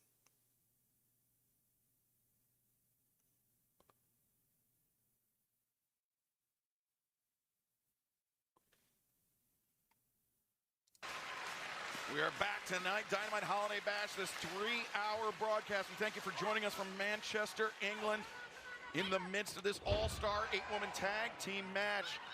Harley Cameron desperately needs to make a tag out, but Athena pulling Willow Nightingale, Harley's tag team partners, off the corner, and Megan Bayne anchoring Harley.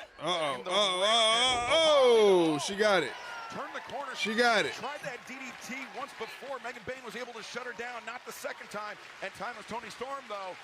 Here she comes, Harley. Oh, yes. Tag to Toni. Storm is legal. Opposite side of the ring. Marina Shafir got tagged in. And immediately is met with a pair of boots from the timeless one. Yeah, take the offense to Marina. Don't let her get started. Repeated snapmare. Damn, she's taking her for a ride. Tasing her, then the DDT plants the Woo. problem. Timeless Toni Storm. Whoa, okay. Could be thinking hip attack. Yes. Hip attack hard in there. Oh, that smashed the head. Rocks the head of Marina Shafir and looking for Storm Zero, but Athena, a powerful thrust kick with Mina Shirakawa coming in off the top. Lariat block, backstabber, delivered by Mercedes Moné, the CEO, the TBS champion. She and Harley Cameron both go down. Yeah, Tony's still the legal lady in the ring. Toni again looking for Storm Zero, I think, but we'll never know because Marina Shafir escaped, boxed the ears, but Toni Storm, powerful headbutt. Willow gets the tag. As is Megan Bayne. The two heavy hitters for their respective sides. You can see at the bottom of your screen, we'll be spending all of January in Arlington, Texas for Collision. And Megan Bayne, 1, 2. Bayne was, excuse me, Willow Nightingale was almost going to the pay window there, the victory. Uh-oh. Looking for the Dr. Bomb, but instead, Megan Bayne was able to charge to the corner. Great job, Willow, with that back elbow. But she was almost going to get trapped in that corner by Athena. But Megan Bayne now climbing the ropes. What is Bayne having? Oh, man. What a rana from Megan Bayne. What a move that was. But Harley. Harley showing some power. That sends Bayne packing. Line tag made. Marina Shafir was tagged out by Athena. What you gonna do about that? Toni Storm. Somebody forgot to hit the censor button in the editing room. Escalera from Mina Shirakawa into a crossbody. But meanwhile, Ataxia from Athena. behind. Remember Athena, the legal woman for her side. Now Mercedes. Legal as wow, Athena. How about that? We're getting some. Got that little extra boost off the apron. She sure did. Whoa! Mercedes just got pounced. Holy shit. The strap coming down, and Willow Nightingale. The difference maker there with the pounce. And the cannonball on Bane. Aubrey standing there like a fucking pylon. Willow returns Mercedes Moné to the ring. But meanwhile, Athena off the top. Oh, face. That's got 1, 2, 3. Got it. Here are your winners, Marina Shafir, Megan Payne, Athena, and Mercedes Moné. Willow Nightingale is stunned as we are. Wow. Mercedes Good match. Moné and Athena. Megan Payne. Good match. A little clunky. A little clunky. Wasn't perfect. It wasn't perfect, but it was still interesting. It was a little shaky, but you know, sometimes they're a little rough around the edges. You can't expect everything to be perfect, especially with 8 people in the ring. That's gonna happen, but it was okay. I've seen more offensive stuff from other matches. I was actually into that one at least, so that's good. You know.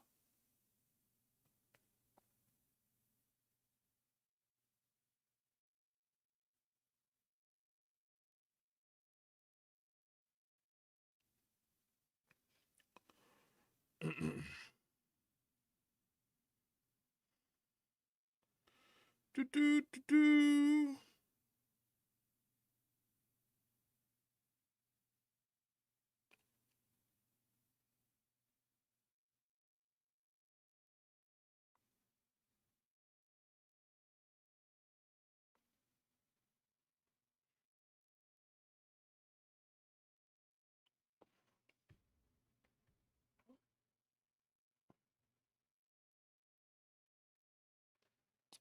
So we're in commercial break right now. Do me a favor. If you're planning on doing any holiday shopping on the WWEshop.com website, maybe use this affiliate link and do your shopping that way. That link takes you directly to the WWE Shop website. No different than going to WWEshop.com. It just shows that you came from the Ringside Rundown. So if you make any purchases on the WWE Shop website, as an affiliate, they kick us back a couple cents, nothing crazy, and it doesn't cost you anything. So if you plan on getting a t-shirt, a hoodie, a replica title, a Funko Pop, anything from the WWE Shop website, use that link right there. That helps out the Ringside Rundown, and we are eternally grateful for your assistance in helping us pay the bills so we can continue to bring this content to you. Because this is technically, like, I guess you could say this is work for me, you know? So, help me with my job.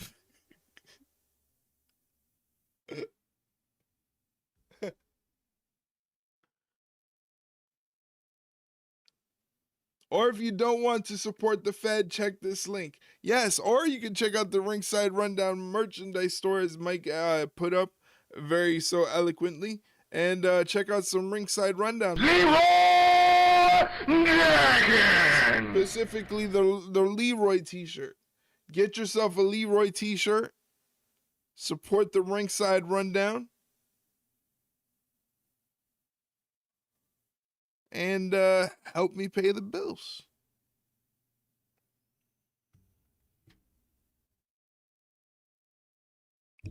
Back to the action. More Death Riders coming to the ring. Might we turn our attention now back to the Gold League in the 2025 Continental Classic. Oh, it's Pac. It's a Gold League match in the Continental Classic set for one fall with a 20-minute time limit. Introducing first from Newcastle upon Tyne, England, weighing 217 pounds, the Bastard, Pac.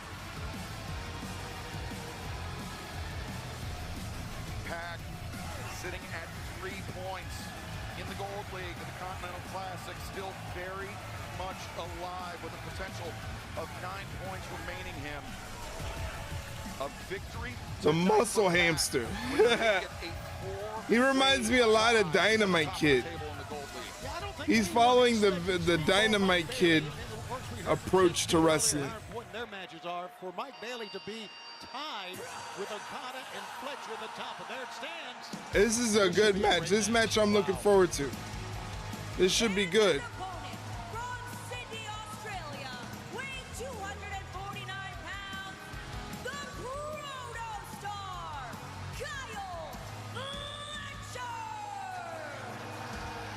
Fletcher making his way to the ring. Let's hear once again from Renee Paquette. Both of these men make watching this sport so much fun. These are two peak athletes hitting their stride.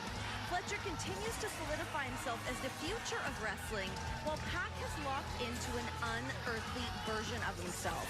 Since returning from injury 3 months ago, Pac has somehow gotten even better.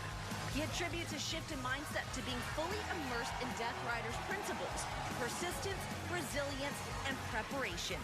When facing Fletcher in singles competition, Pac has a perfect record.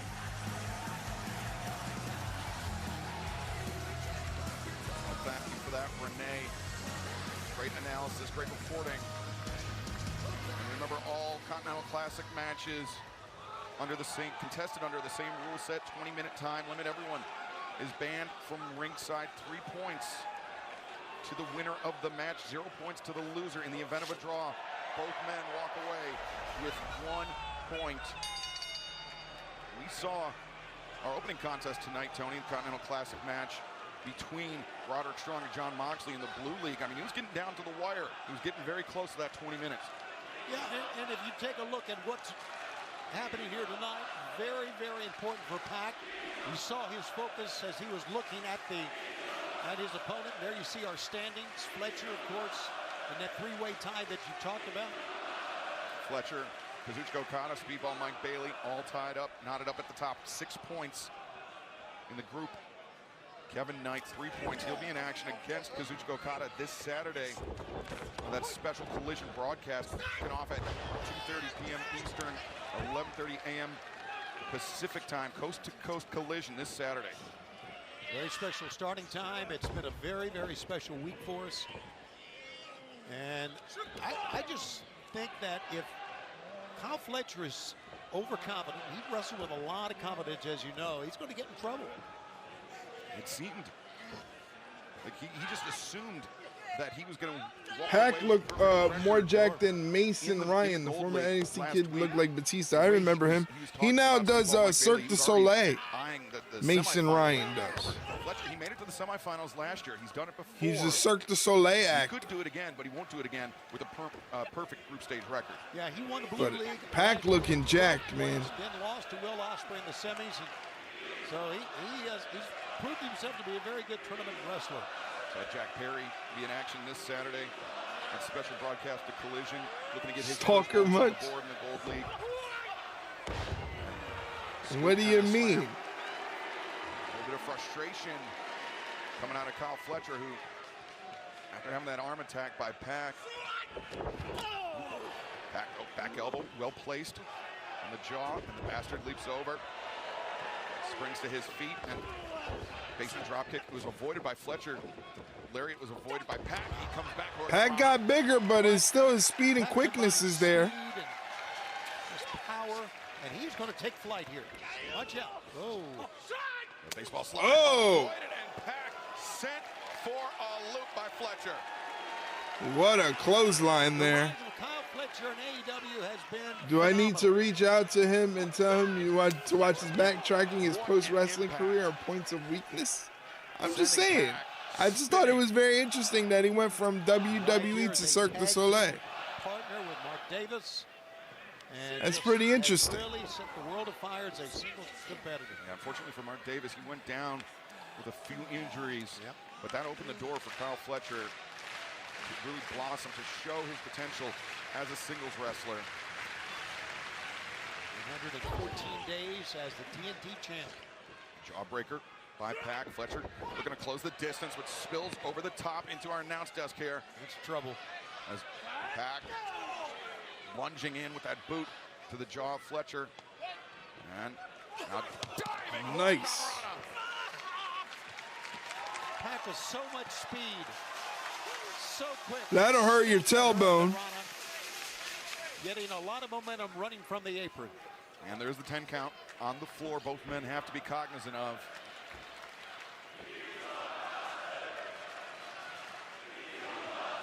Manchester crowd cheering for the Newcastle native Pack. Pack, oh, wasn't a distance, but walked right into that one, Tony. What a great crowd. You're right. Pack was Kyle Fletcher going to the top rope. What has he got in mind? Angry about it too. Look at that. Took too long, couldn't get his footing. Nimbly up to the top. Pack up there. Now Fletcher in his grasp and whoa! Belly to belly throw. Woo. Those are dangerous. Starting Friday. And now we got commercial break. We're in picture. Again, those are dangerous, those belly to bellies.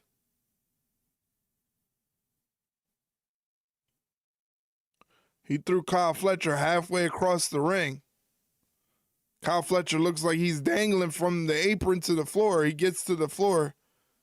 Pack getting out of the ring on the other side, closing in on some distance.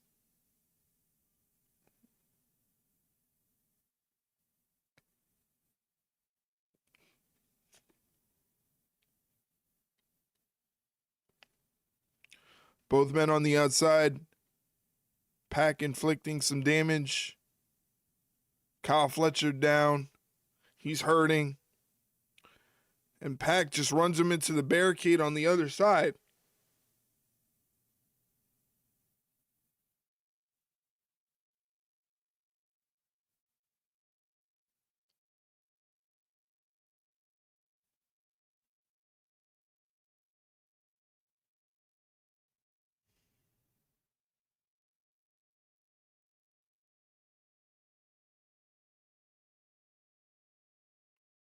Pack rolls in to break up the count, but easily rolls back out to go right after Kyle Fletcher. Kyle Fletcher reverses things, sends Pack into the barricade, then hits him with a half and half on the outside. Jesus. Christ.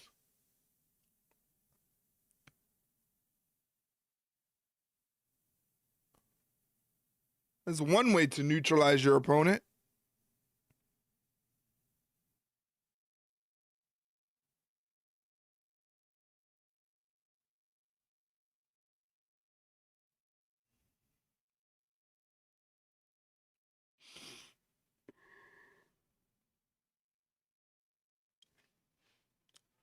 Let's check the YouTube.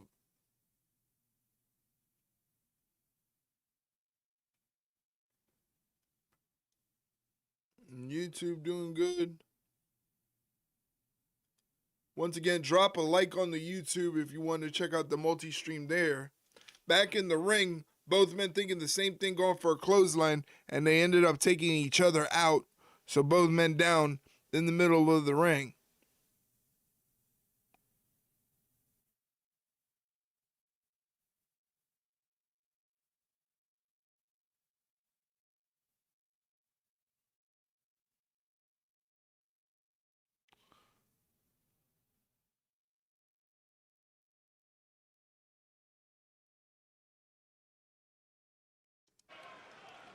Welcome back, Aew Dynamite Holiday Bash, the Blue League matchup in the Continental Classic.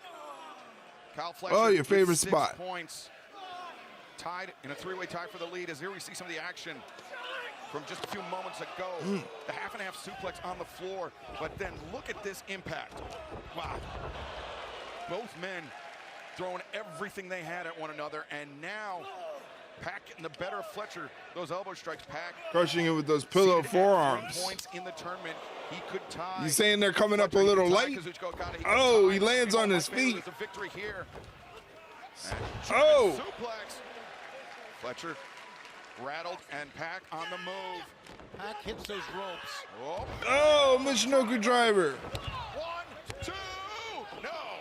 was just amazed for a moment there how hard Pac hits the ropes, how much speed he gets, but then it turned it against him that time. Look at that. The speed. Oh, Kyle Fletcher got tossed into the corner. Fletcher was charging in, and Pac anticipated and countered. He sent him hard into that corner. Remarkable athletes pushing each other, coming up with something, improvising. Look. Fletcher almost landed on the ring post. I know, that was crazy. He caught some height on there. And this match, part of the group stage action in the Continental Classic, of course, 1 week from Saturday, World's End, live on pay-per-view on HBO Max. It will be the tournament semifinals and final round matchup in the Continental Classic. As Pac, the high boot in the corner, he's got Fletcher down. Uh-oh, perfect position. Dangerous from the top, Tony. Yeah, we're only 10 days away from that big night, but, well. Robert Fletcher taking himself out of play. Out of play, but perhaps not. Nice dive from Pac. Fletcher turned the wrong way. He turned into Pac. If he'd have turned the other way, it may not have happened. Now Pac returns Fletcher to the ring. And Fletcher, you can see dazed, struggling to get up to his feet. The overhook, the suplex. 1, 2. A 2 count. As Fletcher, panicking, forced to kick out. It may do Fletcher good to just roll out of the ring for a second, get a second win if he can. See the toll on the face of Pac, and there you see our big, weak suplex was nifty. It was really good. 10 minutes remaining. 10 minutes remaining. This is a 3-hour telecast here tonight. 3 hours. So much more great action to come. Special start time for Collision this Saturday, 2:30 p.m. Eastern, 11:30 a.m. Pacific. Coast to coast on TNT and HBO Max as Fletcher once again trying to take himself out of the range of Pac, but Pac charging in. Fletcher over the top, rolls through. Michinoku driver. Whoa! For Fletcher before, but not that Poison time. Rana on point. Reverse work on Rana. And the bastard building up speed, building up momentum, and coming. Oh, got him. Fletcher.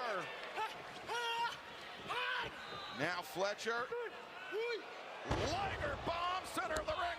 1, 2. No, Pac able to kick out. Twice the speed that Pac builds up, going right to left or north to south, whatever you want to say, worked against him. And Fletcher, great timing and anticipation there. And now regaining the advantage. Over half the 20-minute time limit has elapsed, so both competitors have to keep that in mind. 3 points on the line, 3 points for the winner. Both men just pulling themselves up on either end to get to a standing position. Got him with the kick. Fletcher closes range with the boot into the jaw. He's going for it. He's going for it. Sheer drop brain buster, no. Pac says no.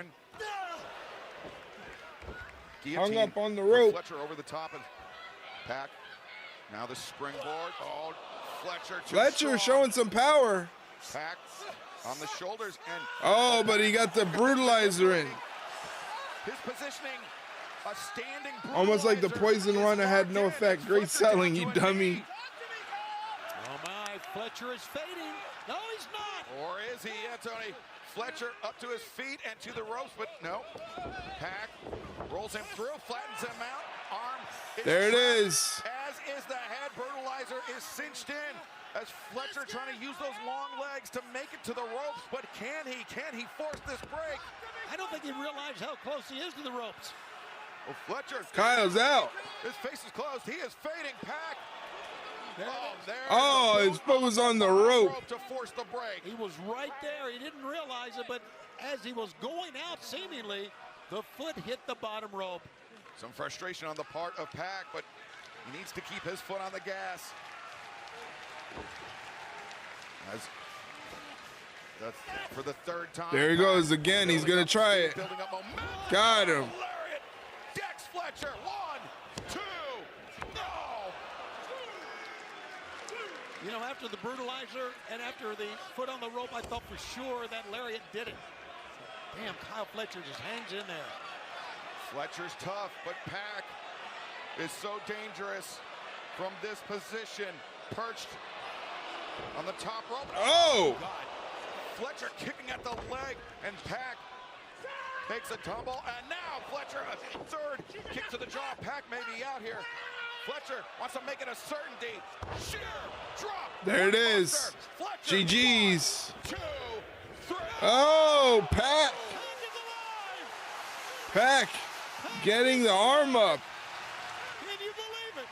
Fletcher Jeez. was certain that he was about to be the first man in the 2025 Continental Classic to reach 9 points. But the bastard Pac is still alive, as you said. Yeah, but right now Fletcher cannot stop. Keep the offense going if you want to win it. Don't let Pac get a breath. Fletcher, thick and turnbuckle brainbuster, but Pac, knee to the head, shots to the body, trying to escape the grip of Kyle Fletcher, hammering with those elbow strikes. Yeah, right on the back of the head, on the neck of Fletcher. A headbutt, but Kyle Fletcher doggedly hanging on. Brother, this is scary. What is he gonna do? Pac, What is you this? have in mind here. Pac, crazy. Oh! That's it. That's it. No, he's not even going for the cover. Fans are standing. The anticipation is palpable. Black Arrow. Nice. What a sequence. That was crazy. Wow, how about this? Interesting position. The Gold League finds itself in Excalibur. Here we see the updated standings. A 4-way tie at the top of the table. 6 points for Kazuchika Okada, Speedball Mike Bailey, Kyle Fletcher, and now the bastard Pac. But fans, don't go anywhere. Coming up next, it will be the Dynamite Diamond Battle Royale. All right. gonna That's do a going to Aew be Dynamite interesting show? because MJF's not in it. And usually MJF always wins that stupid diamond ring. So they're doing one without MJF.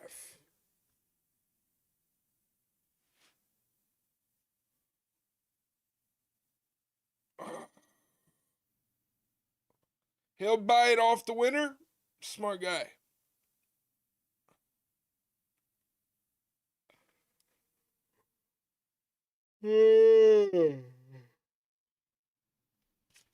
I knew I should have made some coffee.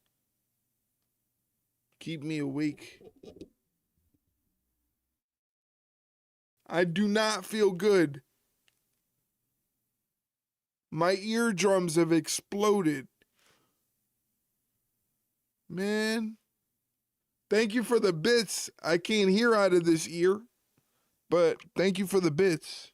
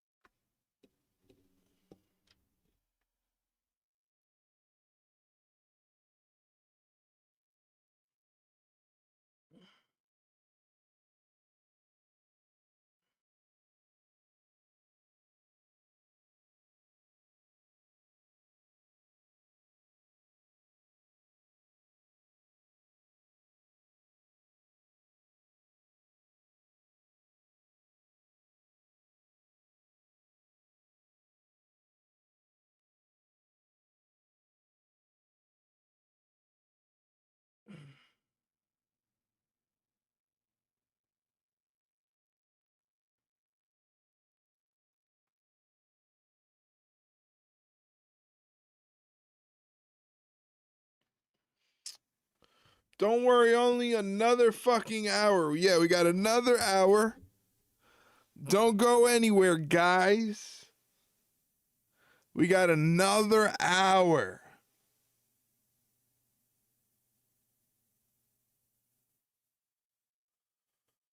Oh, boy.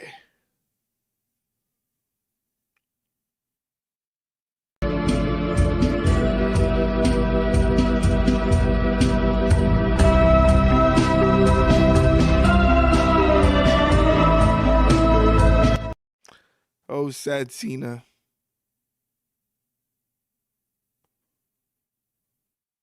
Oh, sad Cena. And now we're back. Luchasaurus making his way to the ring among other competitors.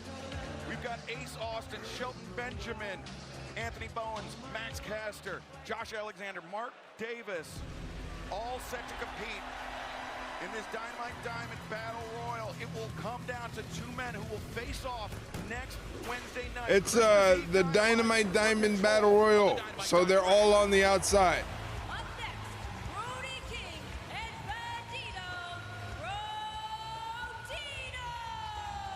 Well, former World Tag Team Champions, of course, Bandito, ROH World Champ, and we've also seen members of, if I can still... Wait a second. Jurassic Express. From behind. Oh, brother. Bishop The demand. and Ricochet in tow. The attack on behind on the former AEW World Tag Team Champions. Yeah, the national champion, of course. Ricochet trying to get himself a world title shot. It'll be Maximum Carnage in January, when the winner of the Dynamite Diamond Ring next week will earn their shot at the AEW World Championship. And as Ace Austin, Pretty Ricky and his Goon Squad. And we know now, Tony, that AEW World Championship match at World's End coming up in 10 days' time will be a four-way match with the inclusion of MJF. Yeah, that was absolutely, that was incredible. The fans. So is this over the top? MJF came out now. Is this an over the top battle royal, or is this? Take a look at these two big guys. Remember, this is a battle royal. Okay. You have to be thrown over the top rope with both feet touching the floor. But unlike other battle royals, this will come down to two men who will meet in a singles match 1 week from tonight at Dynamite. Okay. Got 4 referees, one on each side to make sure. Soros just took down Ricochet, and Shelton Benjamin took down Bandito, and now Josh Alexander, Mark Davis from the Don Callis family. Take a look at This is Soros, former World Tag Team Champ. It's going to take more than one man, I think, bit to know that guy convoluted, trying to focus on what's going on. Better times as the Acclaimed, also former AEW World Tag Team Champions.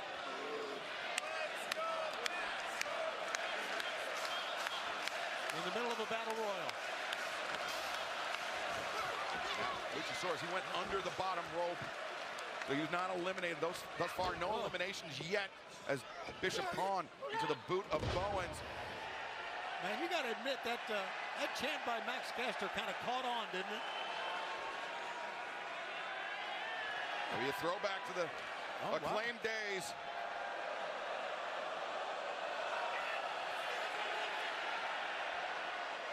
Scissor me timbers. He did it. He claimed back together.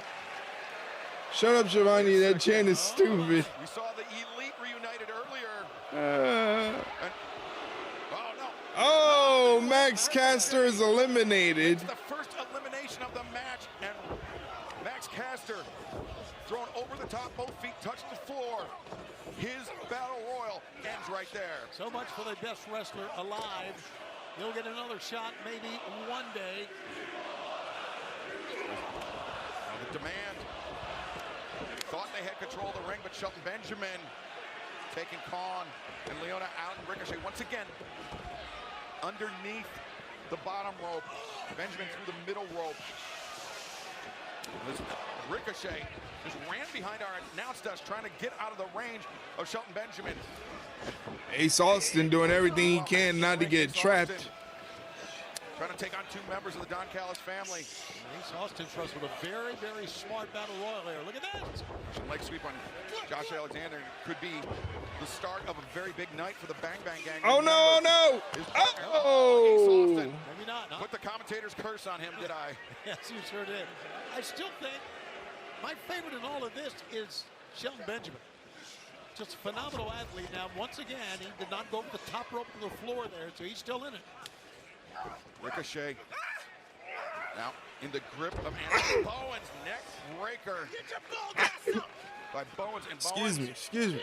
Gonna send Ricochet out. Ricochet I know it's always good to have a battle royal with more action on the outside than inside the ring.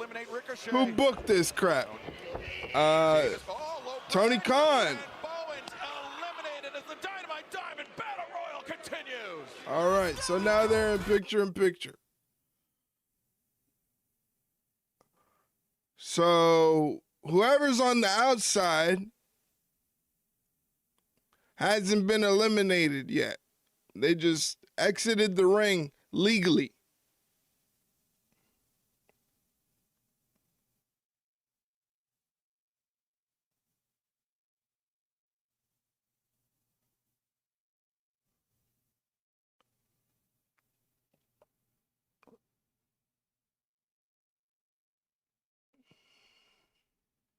Brody's doing the Macarena. He should get eliminated. I'm sorry, Brody. Can't have that. Can't have you doing the Macarena. You should get eliminated. Why is the Macarena happening? Because it's AEW, baby. AEW.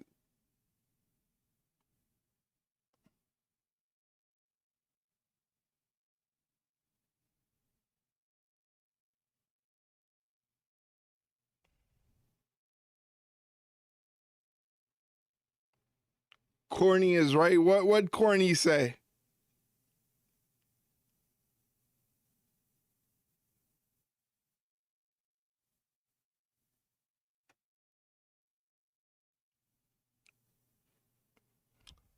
Shelton Benjamin choking the shit out of Ricochet.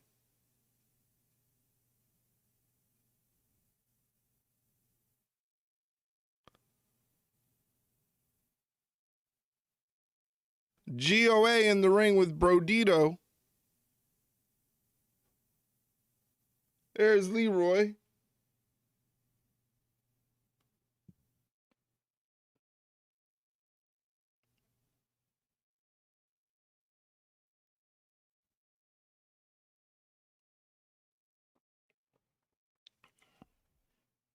I'm more focused on Danny DeVito yelling at Eli Manny.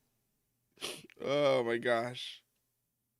Oh, Ricochet just got turned inside out by a fucking clothesline by Luchasaurus.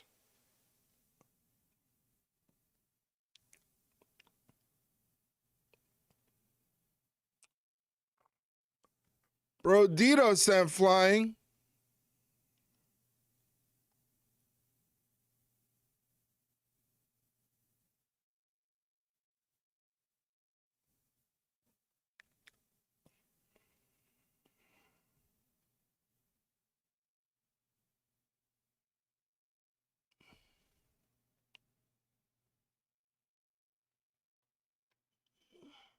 Welcome back to Manchester, England, and this 3-hour broadcast here tonight on TBS and HBO Max. It is the Dynamite Diamond Battle Royal. They keep reminding us that tonight was 3 hours. Have been eliminated. This match will come down to 2 men, Tony, who will face off 1 week from tonight on Dynamite Christmas Eve. A lot of times in a battle royal, the bigger survive. Let's see if it's a big man or not. Got a lot of big men in there. Look at this. How about that power, Shelton Benjamin? Shelton Benjamin, Luchasaurus working in tandem. This battle royal featuring multiple former and current champions. Ricochet, the AEW National Champion, in the grip of Shelton Benjamin. And 2 tag team champions working together. Luchasaurus and Shelton Benjamin. Oh, Benjamin elevated over by Mark Davis and Josh Alexander. Oh, Shelton Benjamin eliminated. Alexander ends the hopes of Shelton Benjamin, but Mark Davis goes out, as does Luchasaurus. Wow, the elimination's coming fast here in the last few moments. Luchasaurus, Shelton, and Mark Davis all eliminated. Well, once again, GOA, Ricochet still alive. Not fast enough. A walking weapon, still alive. 6 men remain in this battle royal. The last 2 will face off for the Dynamite Diamond Ring 1 week from tonight. So the There's not even going to be a clear-cut winner. The last two wrestlers are the ones that are going to face each other next week. So it ends with two wrestlers in the ring. And now Ricochet. Smart strategy to try to isolate the biggest remaining man in this match, Tony. Wow, look at Brody go. No finesse about Brody King. And Ricochet thought Bishop Khan, Toleona, had the advantage on. Oh, Ricochet gets sent into Toleona. Sending Ricochet into Leona, and now Josh Alexander slips free of the grip of Brody. Josh Alexander so dangerous with that ankle lock. But the submission hold, Tony, in this Battle Royal will have limited usefulness. The odds are against Brodito right now. I don't think there's any question. Alexander, wait a Oh, Alexander gets eliminated. Bandito and Brody working together to eliminate Josh Alexander. It was amazing. Over the top like that. Now, let's not forget, Brodito still has its back against the wall here. Oh! It was Ricochet that was Killed him. The barricade. Oh. And Toa Leona, though, sending Brody over the barricade to the outside. Right now, there's only two men to be left, but right now it's 3-on-2. The demand against Brodito. Bishop Khan slips free, the grip.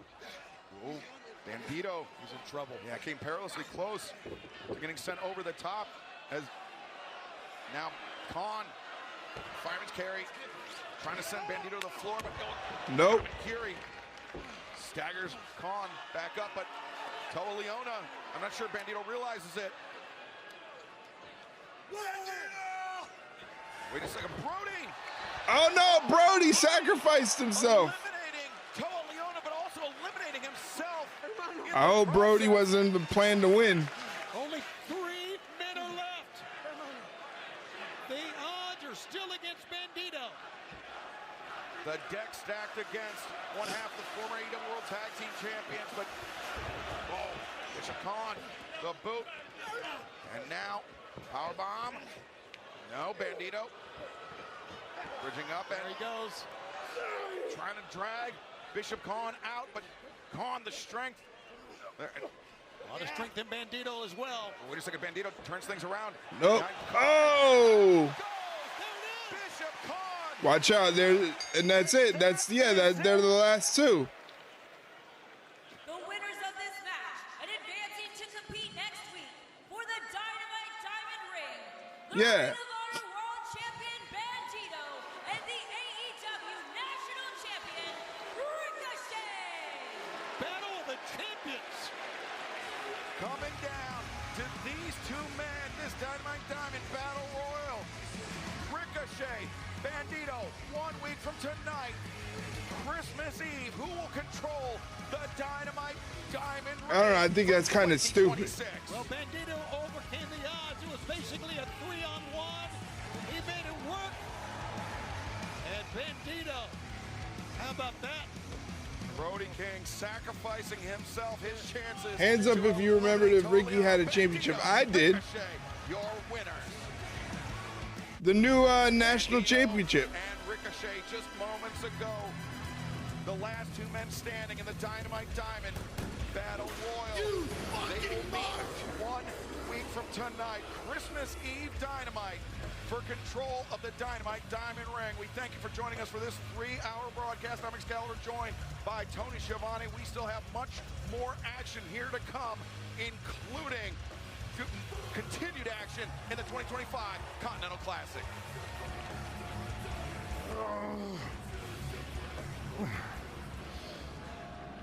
I like the Continental Classic. It's simple. You step into the ring, under the lights, bring whatever you have, and everything gets laid bare. There's nowhere to hide. The deeper we get into this tournament, the more it reveals about somebody. It's measured in guts and effort in the ring. That's what this is all supposed to be about from the beginning, man. I push people's buttons. I antagonize people. I pull them along when they don't want to be pulled. And it changes people.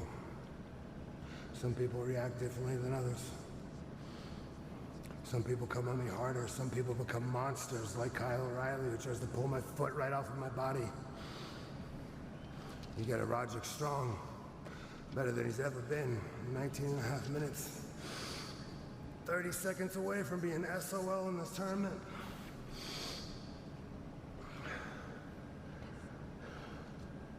Uphill climb against the elite of the elite for the rest of this tournament.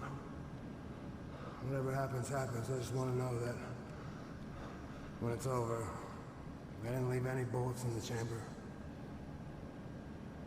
I left it all out there. All of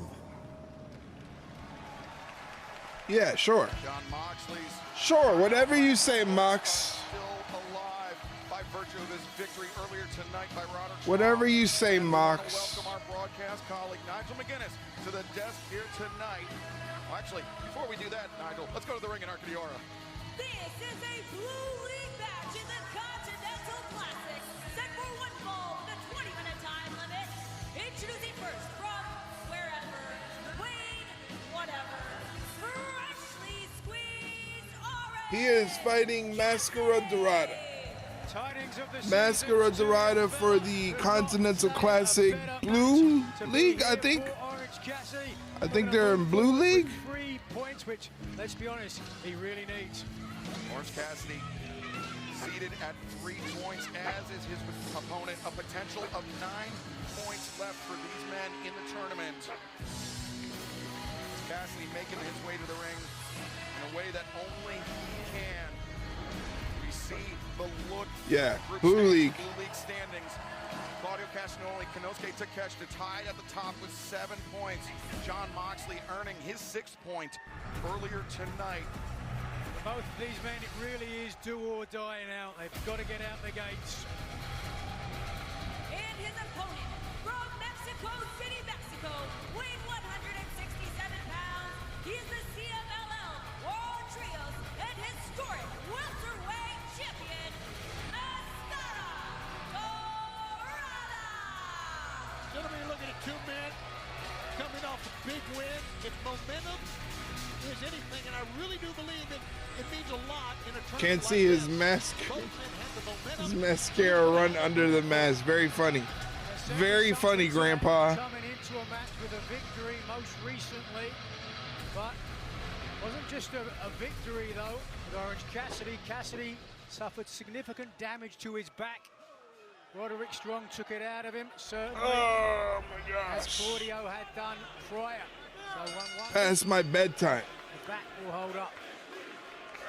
Orange Cassidy, Mascara Dorada, they were partners last night on that stocking stuffer edition of AEW Dark, but now facing off, 3 points on the line. Continental Classic, all matches under a unified rule set. It is 20-minute time limit. Everyone is banned from ringside. 3 points for the winner of the match.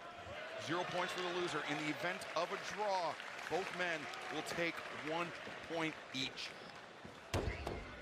It's not to cast any shade on Mascara Dorada, but I really think his win over Claudio was the big upset of the tournament. Thus far, I would have to imagine that is accurate, Tony.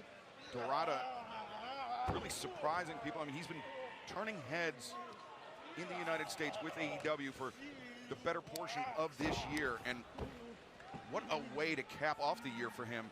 This 24-year-old athlete from Mexico City, if he were to make it to the semifinals, make it out of the group stage, the semifinals at a Continental Classic coming up at World's End in just 10 days' time. It would be big for this young, scintillating performer. Is really a new generation in Lucha Libre. A lot of people talking, creative and innovative, but thus far, more of a technical match between these two. Tony, are you at all surprised at how this match is coming out of the gates? Yeah, I'm shocked, actually. I thought it would be a lot more bump and run, if you will, high flying. But look at this. Dorada breaks through the grip, sweeps the leg, brings Orange Cassidy down, and there you see the bottom of your screen. Semifinals, the 2025 Continental Classic and The championship final will take place 1 week from Saturday. World's End live on cover here too. World's End live on pay-per-view on HBO Max as Orange Cassidy escapes the pinning predicament. And he's made a career out of apathy. Orange Cassidy certainly looks perturbed here. Dorada seems to have got the better of him when it comes to any kind of technical exchanges. I think if anything else, Orange Cassidy is surprised. He didn't expect this. I think he had to. Nice move. He's seen Masquerade. Oh, he got tripped. He was with him last night on a tag team. They're in a trio. Woo! Nice. He knows what Masquerade Dorada is capable of. The sweet little leg.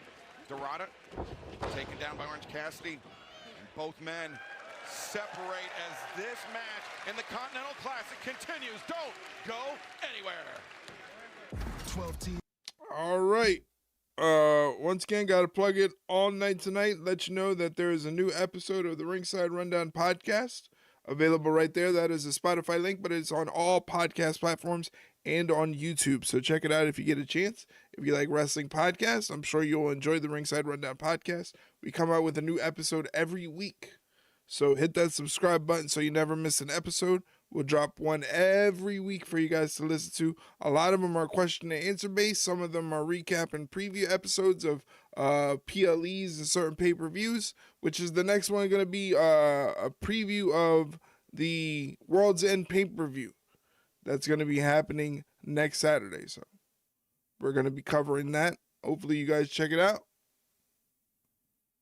Right now, Orange Cassidy has Masquerade Dorada into a stretch, turns it over to a sunset pin. Dorada kicks out, reverses the pin into a 2 count.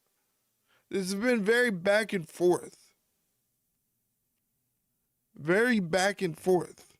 No man has really gotten the upper hand and really not gotten out of the gates, moving very fast.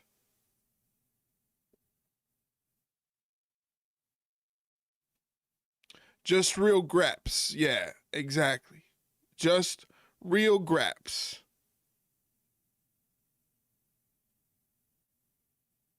Surfboard.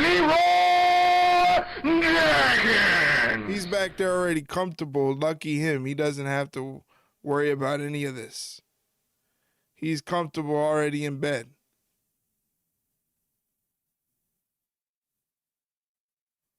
Look at this surfboard. This is a unique surfboard. I have never seen a surfboard done like this.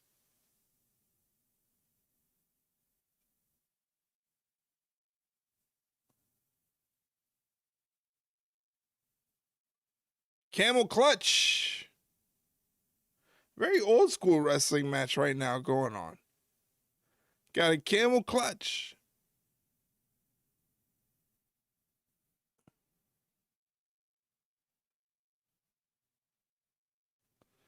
Orange Cassidy escapes the camel clutch and heads to the outside.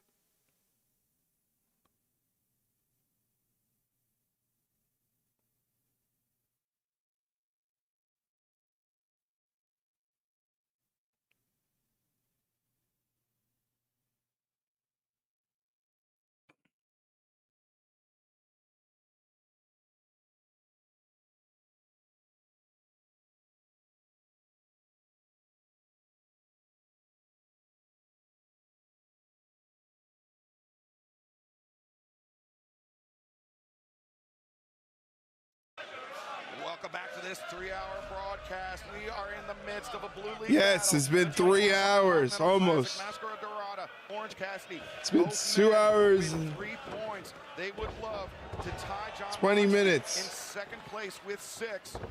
As Orange Cassidy takes Dorada down. Now Woo. Dorada, though, very nimble, back to his feet. And Nigel, Orange Cassidy has seen flummoxed. Do something, you by Masquerade Dorada punks. throughout this match. Yeah, every step of the way. But wait a second. Whoa! Orange Cassidy, who gets strength from putting his hands in his pockets. Dorada saw that coming. Escalera. Quickly. Whoa, look at that. Escalera. And then off the ropes. Arm drag. Smooth, fluid offense from Dorada. And oh, wait a second. Cassidy. Got him. How about that? Soul food, and now climbing to the top, Orange Cassidy. Nope, thinking better of it? No, maybe not. Testing the water. That's what he's doing. I got it, guys. Nice and warm. Good for a swim. And a hand in the pocket. Dorado, though, shook the balance of Orange Cassidy. Cassidy now, both hands in the pockets. Dorado leapfrogs up and over. Mike's not enjoying this. Bibasso, and now Orange Cassidy, arm drag.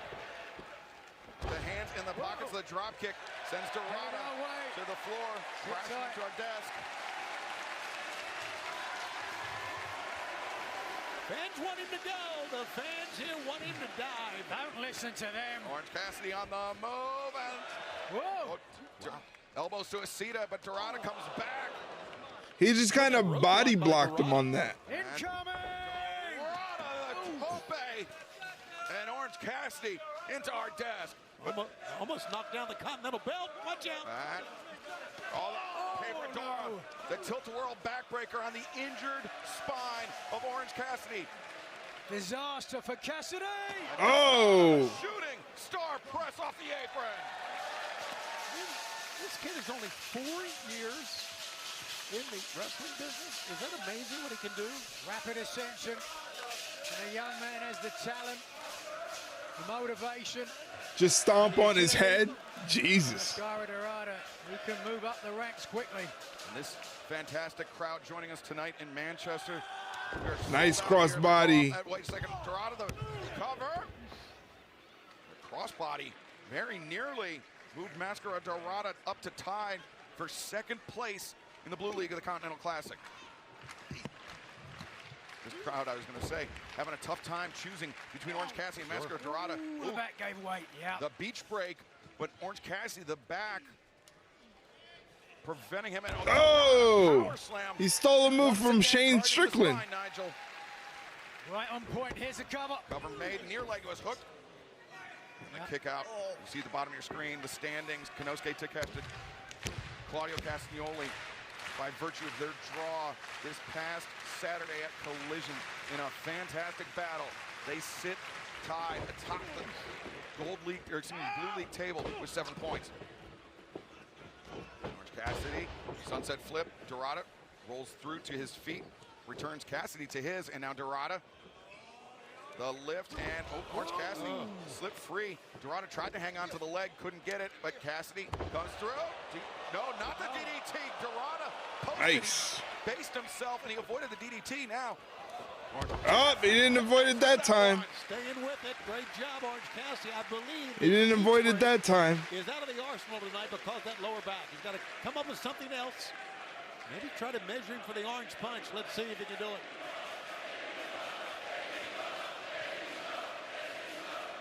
This sellout crowd here in Manchester, enjoying the action in the Continental Classic. Cassidy, though, wants to put an end to this match. Gone by. 10 minutes remaining. Orange punch blocked, and Zigiri staggers Cassidy. And Dorado. Oh! God, what a backbreaker, using both knees. And Orange Cassidy in serious trouble here as Mascara Dorado to the top rope. Taking a lot of time. Dorado shooting star. Nobody there. Inward. Great adjustment by Casadora into a cross-legged victory roll. Dorado 1, 2. Oh. Cassidy reverses Dorado once again. 2. Oh, sat down. That was close. Nearly caught Cassidy. Yeah, that was so close. Decision could have gone either way. This one really by the balance here. Tried the orange punch, missed that time, Excalibur. Cassidy, though, vaults over the ropes, lands on the apron. Dorado shoved over the top as Cassidy rolls into the ring, and orange punch. No, Dorado anticipated. Great move by Dorado there. So cool. Now, the orange punch may be taken out of play here. Look at this. Dorado to the top of the tornado, the arm drag, no. Rolls through, maintains control. Cassidy, 1, 2, 3. That was kind of quick. That count was kind of quick, wasn't it? Standing ovation here in Manchester tonight. Orange Cassidy Thankful. narrowly defeats Mascara Dorado, and now sits beside John Moxley in second place in the Blue League of the 2025 Continental Classic. It's a mark of a tremendous professional wrestler, and he's back taken out, which he's calling out for Dorada. Had the orange punch taken out, but was still able to get the win. Orange Cassidy, big victory tonight. And to show respect from Orange Cassidy as action continues here, live from Manchester.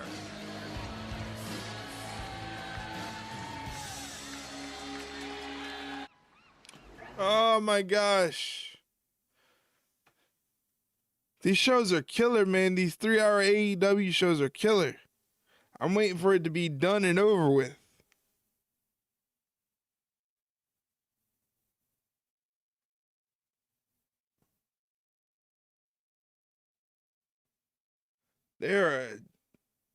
It's not necessarily a bad show. It's a chore to sit through. And try to be entertaining and talk to people and do this. I am very exhausted right now. It's like my social battery just went. I got nothing left.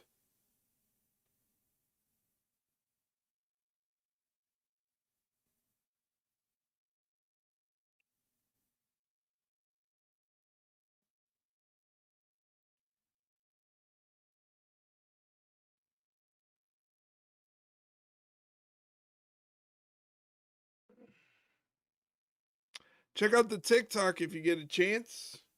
If you like TikTok content. Call in tonight. I'm okay with not seeing the last half hour. I'm going to try to push through it. There's only a half an hour left. So we're going to try to push through it.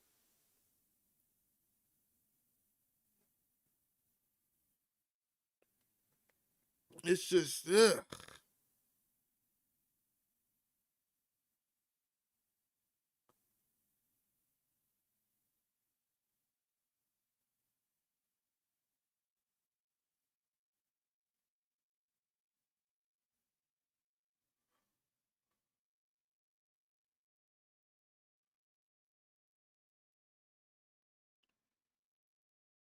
We still got the Isla Dawn Jamie Hayter match coming up, and then FTR and the Bang Bang Gang.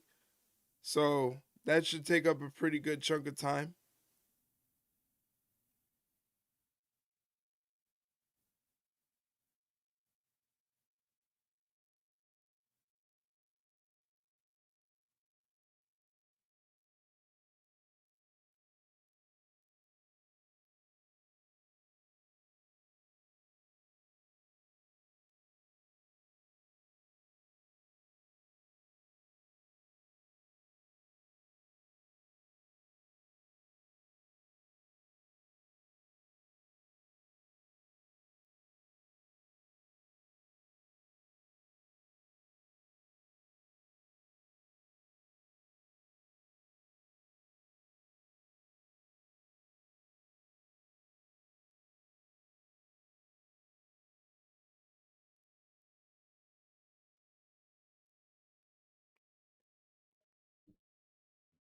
Turn that off.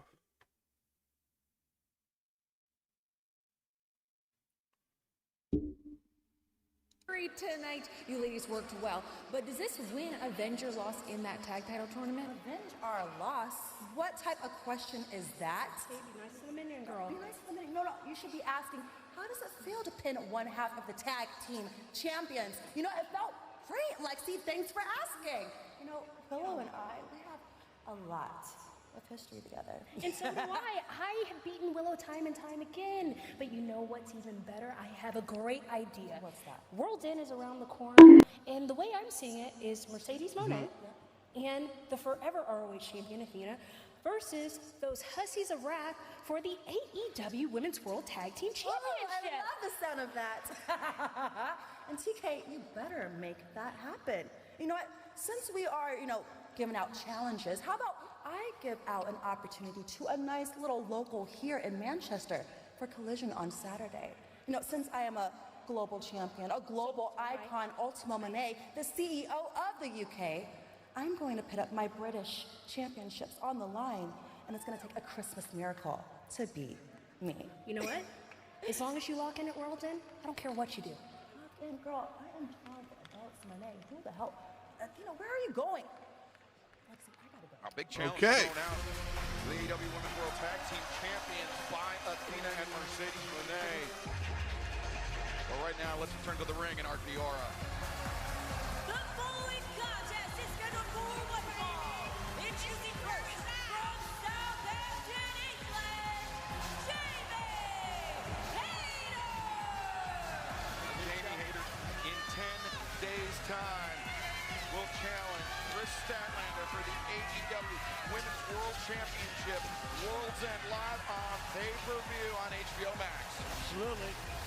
And a big challenge for Saturday as well from Mercedes Moné. Now the open challenge thrown out by Mercedes Moné, putting her Rev Pro Undisputed British Championship on the line. Open challenges often don't work out the way people hope. And her opponent from Glasgow, Scotland, Isla Dawn. I like Isla Dawn. I thought she was fantastic. A few occasions, most recently last night. Let's see how she's doing in the ring. Of AEW Dark, but it was a tough draw for her, Nigel. Faced up with the problem, Marina Shafir. And Marina Shafir certainly took it to Isla Dawn, who at time has been known as the White Witch. Has put a spell on a lot of They shouldn't have cut Dawn. I thought that she would have been great in the Secret Harvest with Alba Fire with Mother's Milk.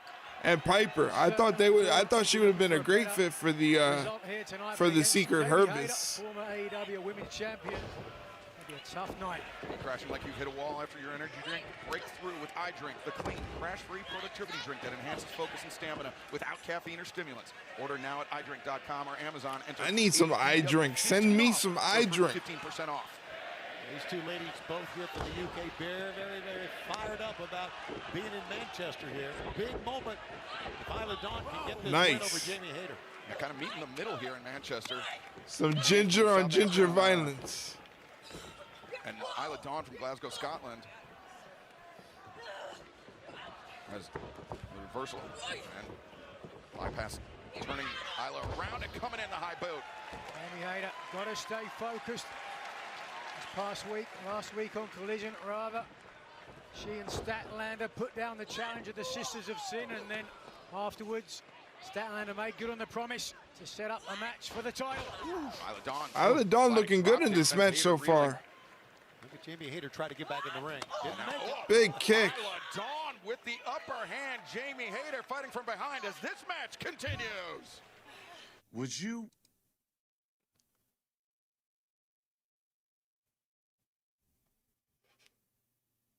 Isla Dawn going for a cover.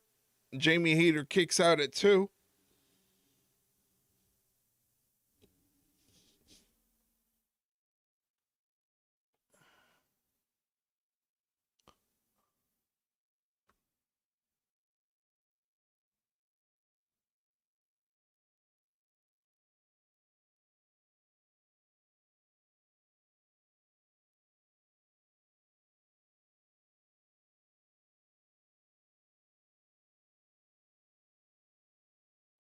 Isla Dawn again with the cover and a 2 count. 2 minutes of action and go to commercial. Even copy ain't fed, but the commercial breaks Elite in the mud. You fucking mark! Commercials on commercials. At least they give us a couple picture-in-picture commercial breaks. Those are easier to work with. At least you could call some of the action there.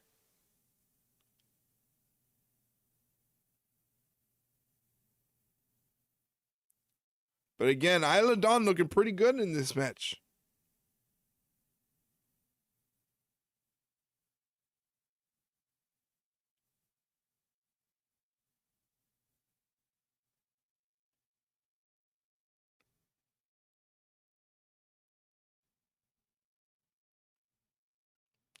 Like a bow and arrow stretch. Knees across the back of Jamie Hayter. Turns it into a cover. 2 count.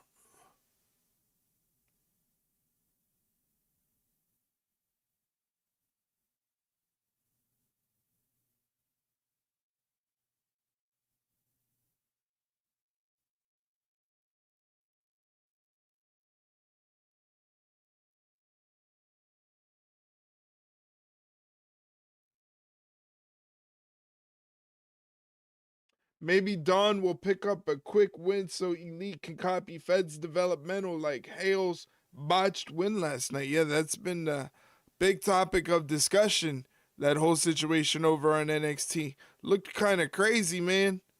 I want to see how they're going to fix it. It's going to be very interesting.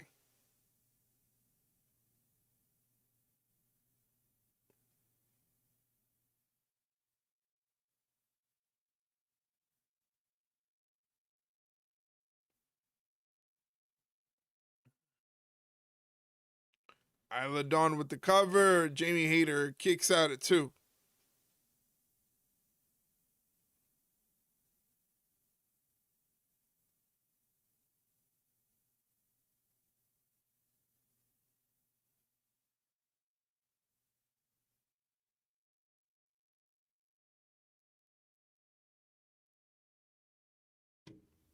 Back to Manchester, England. Welcome back to action. I watched it, and when the 3 count happened, everyone was just stunned. Even Hale. Then the referee gave her the belt, and Hale looked stunned. Yeah. It happens, though. You know, you gotta always prepare for those situations. They can happen at any time. I'm sure they'll figure out a way to fix it. It just kind of sucks that it's going to happen to Thea Hale. Like, it's not a legit win, and she's going to end up losing the title to rectify the mistake. You know? Days time, World's End, live on pay-per-view. Damn. It would be Jamie Hayter challenging. I kind of feel bad for the referee. Women's World Championship. And if Isla Dawn can win here, she would put herself in line for the next title shot. One would think, right? Yeah, just think about how our main event came about. FTR were defeated by the Bang Bang Gang. Right. And now we got some breaking news. We heard the challenge a few moments ago. It will be official. Athena and Mercedes Moné challenging Willow Nightingale and Harley Cameron. 1 week from Saturday, World's End live on pay-per-view is Jamie Hayter. Back suplex, and it also made official the open challenge. Cover here, 1, 2, kick out. And the kick out. But Mercedes Moné puts her undisputed RevPro British Women's Championship on the line. An open challenge this Saturday, Collision. Special start time, 2:30 p.m. Eastern, 11:30 a.m. Pacific, coast to coast, this Saturday on TNT and HBO Max. Isla Dawn, watch out. Cover 2. And Hayter out. Everything Hayter has given Isla Dawn, she's given it back to her. Pretty good match. Spades. Frustration evident on the face of Isla Pretty Dawn. physical. The longer this match goes, it seems the faithful here in Manchester starting to like the taste of an upset. But Hayter slips free now, battering Dawn with the elbows. The ropes duck on the lariat attempt. Now Hayter catches Dawn and Hatebreaker, no, avoided. Oh, shit. That time, Hayter. She made her go whether she wanted to or not. Holy Moses, Haterade. Wow. That end came sudden. Jamie's ready, guys. When you have a weapon like that in your arsenal, a match can end in the blink of an eye. All Jamie Hayter needs at World's End is a chance to land that Haterade. And we could see an end to Chris Statlander's reign as AEW Women's World Champion and the coronation of Jamie Hayter for a second time. Nice handshake there. Love. Good Jamie Hayter between every one of those 3 seconds. And, Oh, no. The Sisters of Sin. Oh, no. Come on. Why they got to ruin the good moment? The Toxic Spider Tekla as well. We're just talking about the great sportsmanship between 2 of Great Britain's best, but throw that out the window. Oh, here we go. Oof. Jamie Hayter getting punished by Sky Blue and Julia Hart, and now Tekla taken off her belt. Oh, God. After the double gourd bust. Oh. Lashing Hayter with the leather and again across the spine. Oh, wait a second. Here comes Chris Statlander. AEW Women's Champion. The Women's Champion coming to the ring and taking out, or attempting to take out the Sisters of Sin, attempting to save the woman she will face in 10 days' time. But Statlander, raw power. Yeah, they were looking for some payback this past Saturday. Damn. The Sisters of Sin, of course, went against Statlander, and Hayter, look at this power. And now, Oh! Stone pile driver by the Women's World Champion. Statlander, she's not done. Nope. On the attack on Julia Hart. Wait a second, what is this? Oh no! Miscommunication. Haterade. Uh-oh. But Hayter doesn't seem too broken up about it. And she shouldn't. Well, not was it in an the accident? least. A seemingly, I should correct myself, Nigel, a seemingly inadvertent haterade. There is no seeming about Hayter's intention when it comes to the AEW Women's title. She has worn the gold before. That was horrific. Bad placement on the mall. Yeah, the ending kind of was clunky. From doing just that. 10 days They kind of had to kind of dance around it, you know? for the AEW Women's World Championship. But coming up next, our main event, FTR for the AEW World Tag. Finally, we've made it to the main event. We made it to the main event. The Bang Bang Gang go after FTR for the AEW Tag Team titles. And we've made it. But wait, there's more. Oh, man. Oh, boy. I thank you for hanging out with me. I really appreciate you taking the time out of your evening. You could be doing anything else. You don't even have to watch this show. And the fact that you're here watching it with me, it means a lot. So thank you.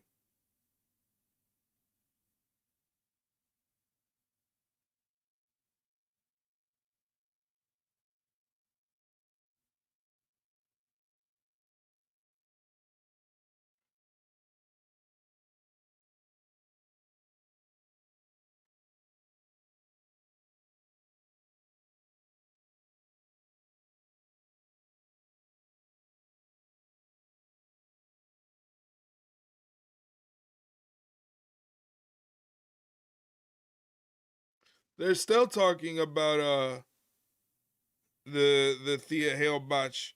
One NXT staff member said the Blake Monroe Thea Hale botch happened at the worst possible time as NXT was finishing up filming so talent could go home for a Christmas break. Weeks of creative had already been finalized and filmed, and there was a frantic rush to correct things that had already been filmed in order to make sense of them. One NXT higher up said that this was going to cause some heavy shifting in policy among talent, with wrestlers booked being required to stay until the end of tapings moving forward. Because apparently Thea Hale booked it early from the show. He left early from the show.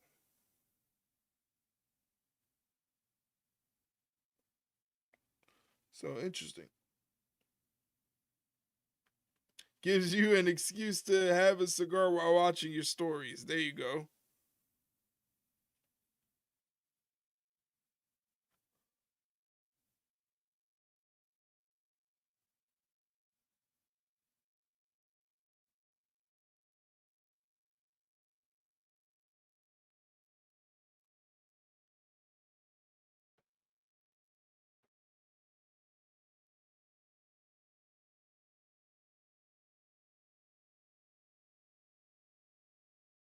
You gonna watch Hugh Jackman play Neil Diamond in that movie? Nah. Not my cup of tea. Not my cup of tea. But if you want to watch it, hey, I hope you enjoy it. But not from me.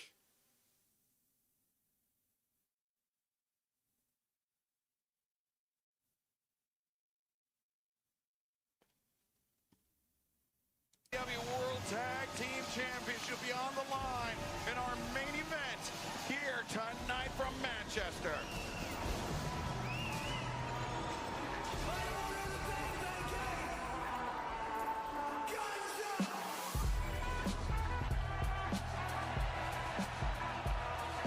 Your main event scheduled for one fall is for the AEW World Tag Team Championship. I never cared enough about Neil Diamond to know more about his life. Who knew anyone would care that much?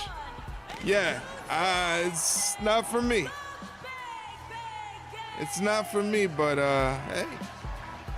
Juice Robinson, Austin Gunn, not typically tag team partners, but all members of the Bang Bang Gang can work exceptionally well together, and that was the case just a few weeks ago at Collision, Nigel. Yeah, you were there with us, Tony. It certainly was a moment.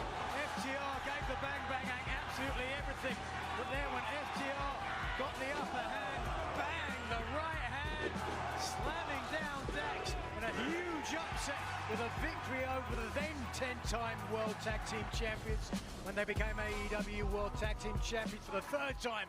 The Bang Bang Gang were more than ready to take that opportunity.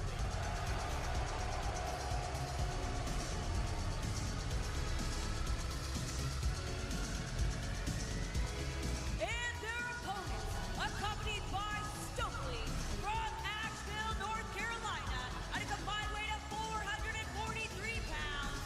They are the AEW Juice going for the Uso style haircut. He's he's growing it out longer. Hey, if it works for them. If it works for them, might as well try it out. Tag Team of the Year. Another notch for them. Well deserved, I guess. Last month at Full Gear, they were crowned AEW World Tag Team Champions for a third time, tying the record of the Young Bucks. And also we should say AEW named a Promotion of the Year by Sports Illustrated. What a year it has been for All Elite Wrestling. Certainly has been, and we still have a lot left in the tank for 2025 before heading into the new year. We're going to be in Dallas almost every weekend, and also Oklahoma. Wow. Tag team titles on the line here tonight. I'm sure Big Stoke would like to take some credit for some of those awards. What I want to know is how much more weight does he have to lose so he can finally take off that sauna suit? He's been wearing it for 18 months. Well, Stokely, I mean, he can take a bit of credit for FTR's victories. He has played an outsized role. FTR balled all fired up, probably watched a Brett match from Manchester. The powder. Wow. In the face of FTR's opponents, pulling the leg, doing any. Oh. Well, we do things a little differently here in Manchester. Boy, did they ever. All right, here we go. The reign could come to an end tonight. Let's see. It was just over a month ago that FTR were defeated by Austin Gunn and Juice Robinson.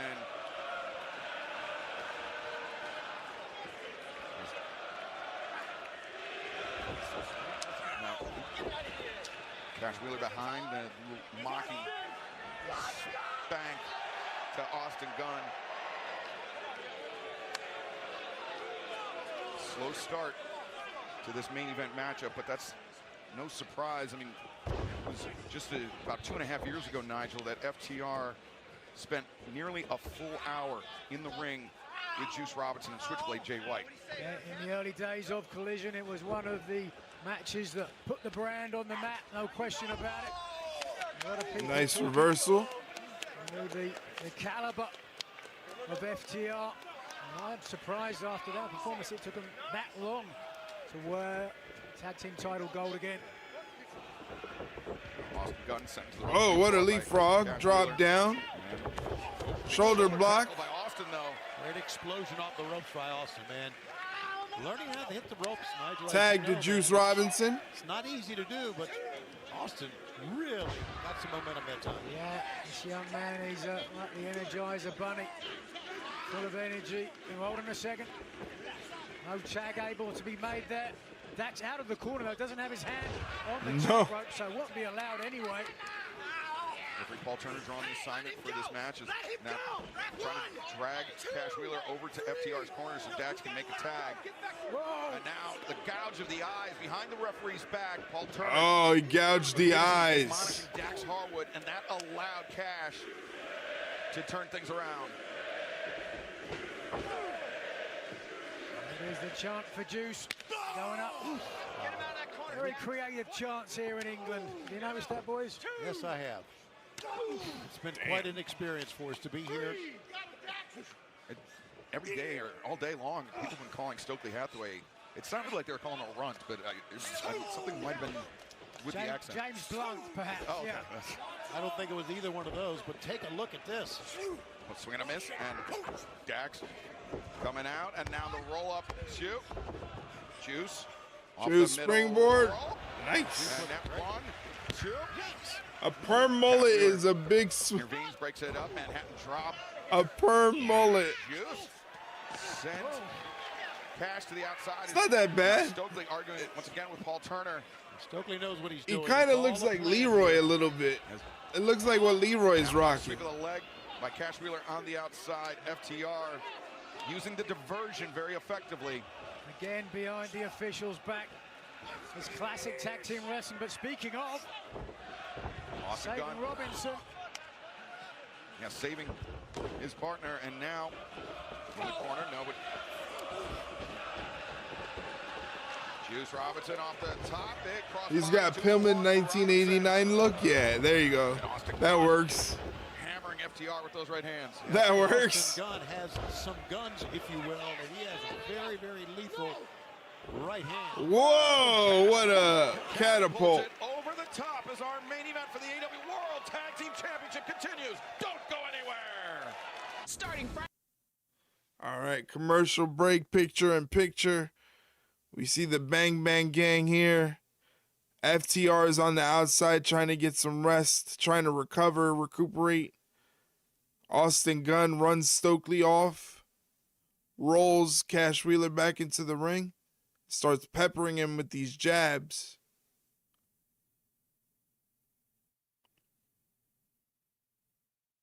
Guns up and then hits another skull crusher. Flatliner. Rolls him over for a cover. Doesn't hook the leg. You gotta hook the leg. I wonder if AEW is gonna give us an overrun. We shall see if we're gonna get an overrun. Tag Dax Hardwood gets tagged in. Austin Gunn didn't realize it.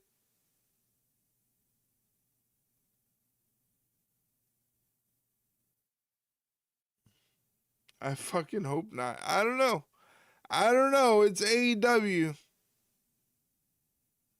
It's AEW. They only got 6 minutes left in the hour.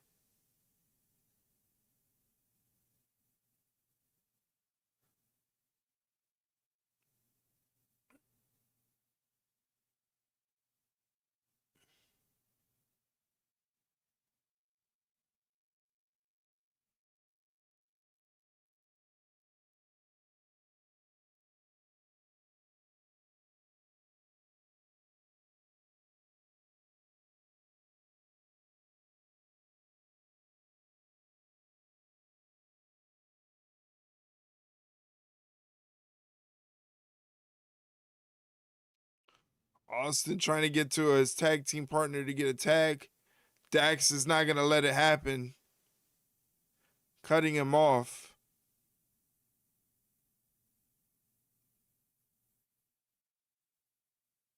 Has him grounded with a rear naked chin lock.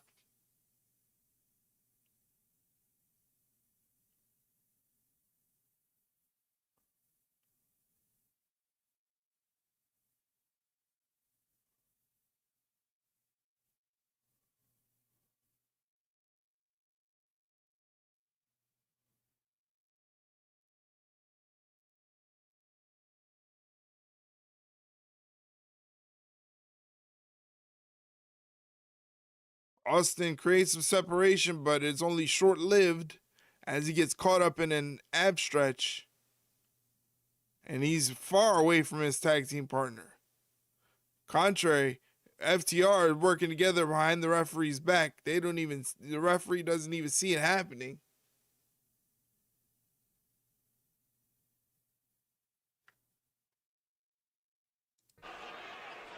Our main event from Manchester. Manchester, England, well underway. The AEW World Tag Team Championship match. FTR taking on the Bang Bang Gang, and it has been all Dax and Cash as of the last few minutes, Tony. Yeah, great exchange here, Excalibur, and you know, we've been talking about what a week it's been during the holiday bag. He doesn't even realize that next week it is World's End Week. Dynamite on 31st Street, special time Wednesday. Oh, roll up, ref. Paul Turner doesn't see it. Oh my. 1, 2. Oh. Imagine if that was a 3 count. Thursday night at 8, 0 hour, 1 week from Saturday. Then the World's End will follow that. It's all coming up next week. It's World's End Week in AEW. Austin Gunn desperately needs some relief, desperately needs to tag out to Juice Robinson, but FTR doing a tremendous job of controlling the ring. They've used every trick in the book. That's why they are such great tag team champions. Hold on, whoa, whoa, whoa, whoa. Austin trying to turn it around on Dax. Tag made, Cash Wheeler legal. And, oh wait. Sunset flip attempt. Oh, lariat now. Hitting predicament, 2. You get Austin Gunn say no, no, no. He knew he was stuck. He knew it was coming. And Juice Robinson left frustrated on the outside. Let him say, you can do it, buddy. You can do it. That remains to be seen. Running around at such pace, he's barely moving. 3 minutes, TikTok motherfuckers. I think there's gonna be an overrun. Of Austin Gunn. And Austin trying to make the crawl, trying to make it to Juice Robinson. As Wheeler tries to make the tag as well, he does so. Oh, trouble from behind. Tag. Now Juice Robinson's legal. Shoulder Juice is legal. He's going crazy in the ring, knocking down anything FTR that moves. Love these jabs by Juice. He is rocking both heads here.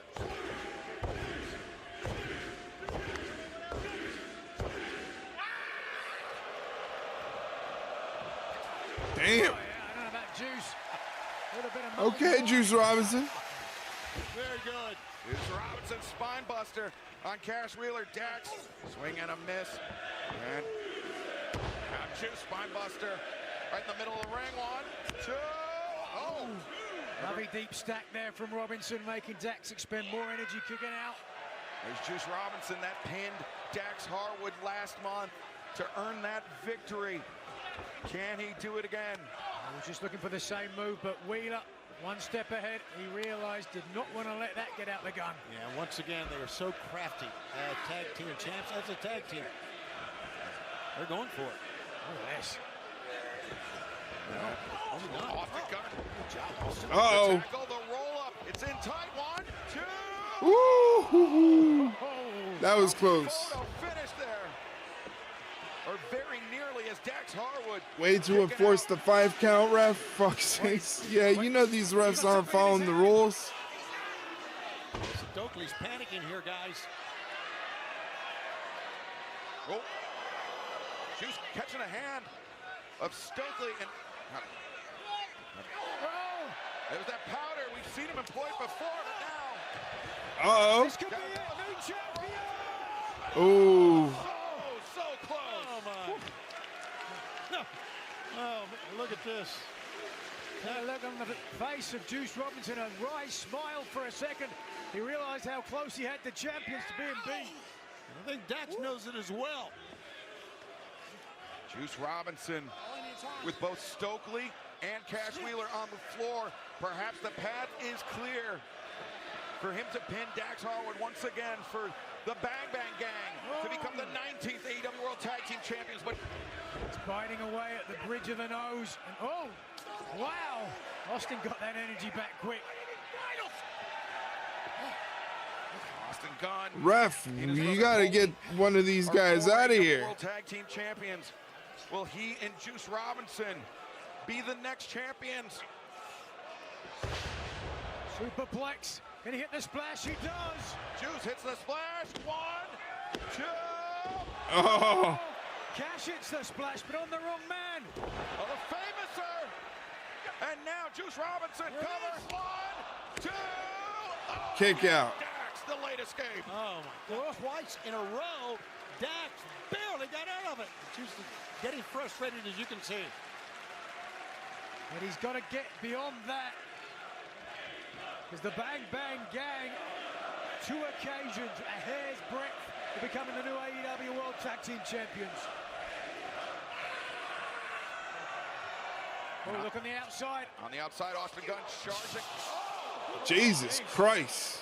Charging at Cash Wheeler, but Cash ducking out of the way. And now Juice is loose. No. Dax.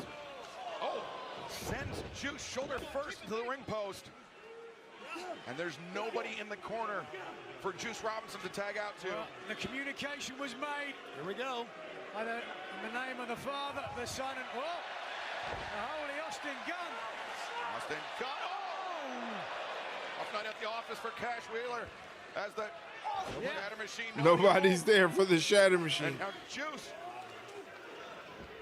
Juice, big. Left hand, famous.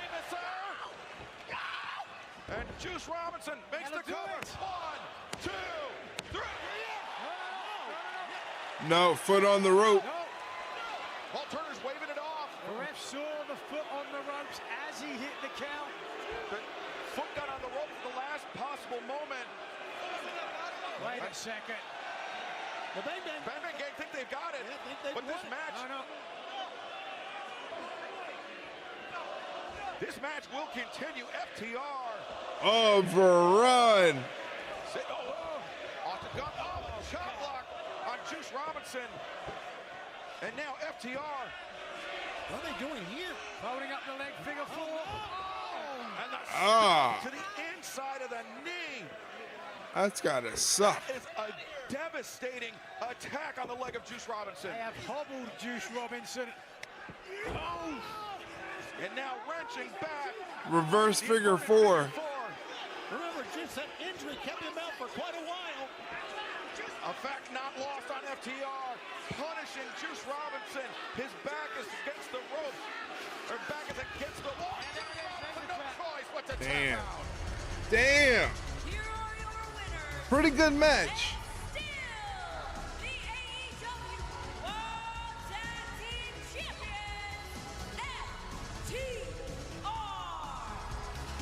FTR will leave England with the AEW World Tag Team Championship, but they just barely escaped. Who the hell is Juice Nathan Robinson Cruz? and Austin Gunn. We thank you for joining us for this 3-hour broadcast. We will see you this Saturday. Special start time, 2:30 p.m. Eastern, 11:30 a.m. Pacific for Collision Holiday Bash on TNT and HBO Max. All right. They did their best to get a botched 3 count happen. I don't understand why they had to do that. They really didn't have to do that. But it is what it is. I'm just glad it's over. 3 hours in the books. Don't need to see another AEW program for another couple days. We made it out, ladies and gentlemen. We made it out. Thank you to everybody who came in and watched the stream. Thank you to Mike for hanging out. I really, really appreciate it. Thank you to King James for coming through and saying hello. I appreciate it very, very much. Thank you for spending your evening with me when you didn't have to. You could be doing something else. You could be watching something else. But you decided to hang out with me, so I really appreciate it, and I thank you very much. Tomorrow is a day off. We come back Friday for Friday Night SmackDown, and then we have the weekend off. All right, so there you have it, ladies and gentlemen. That is tonight's stream. Mike, thank you so much for hanging out, buddy. You have yourself a good night. You deserve another glass of whiskey. Go have it. Go have another puff or 2 of a cigar and enjoy it, buddy. Thank you for hanging out with me. I appreciate it. All right, I'm going to get out of here, get something to eat, and I will see you guys on Friday. Thanks for hanging out. Adios.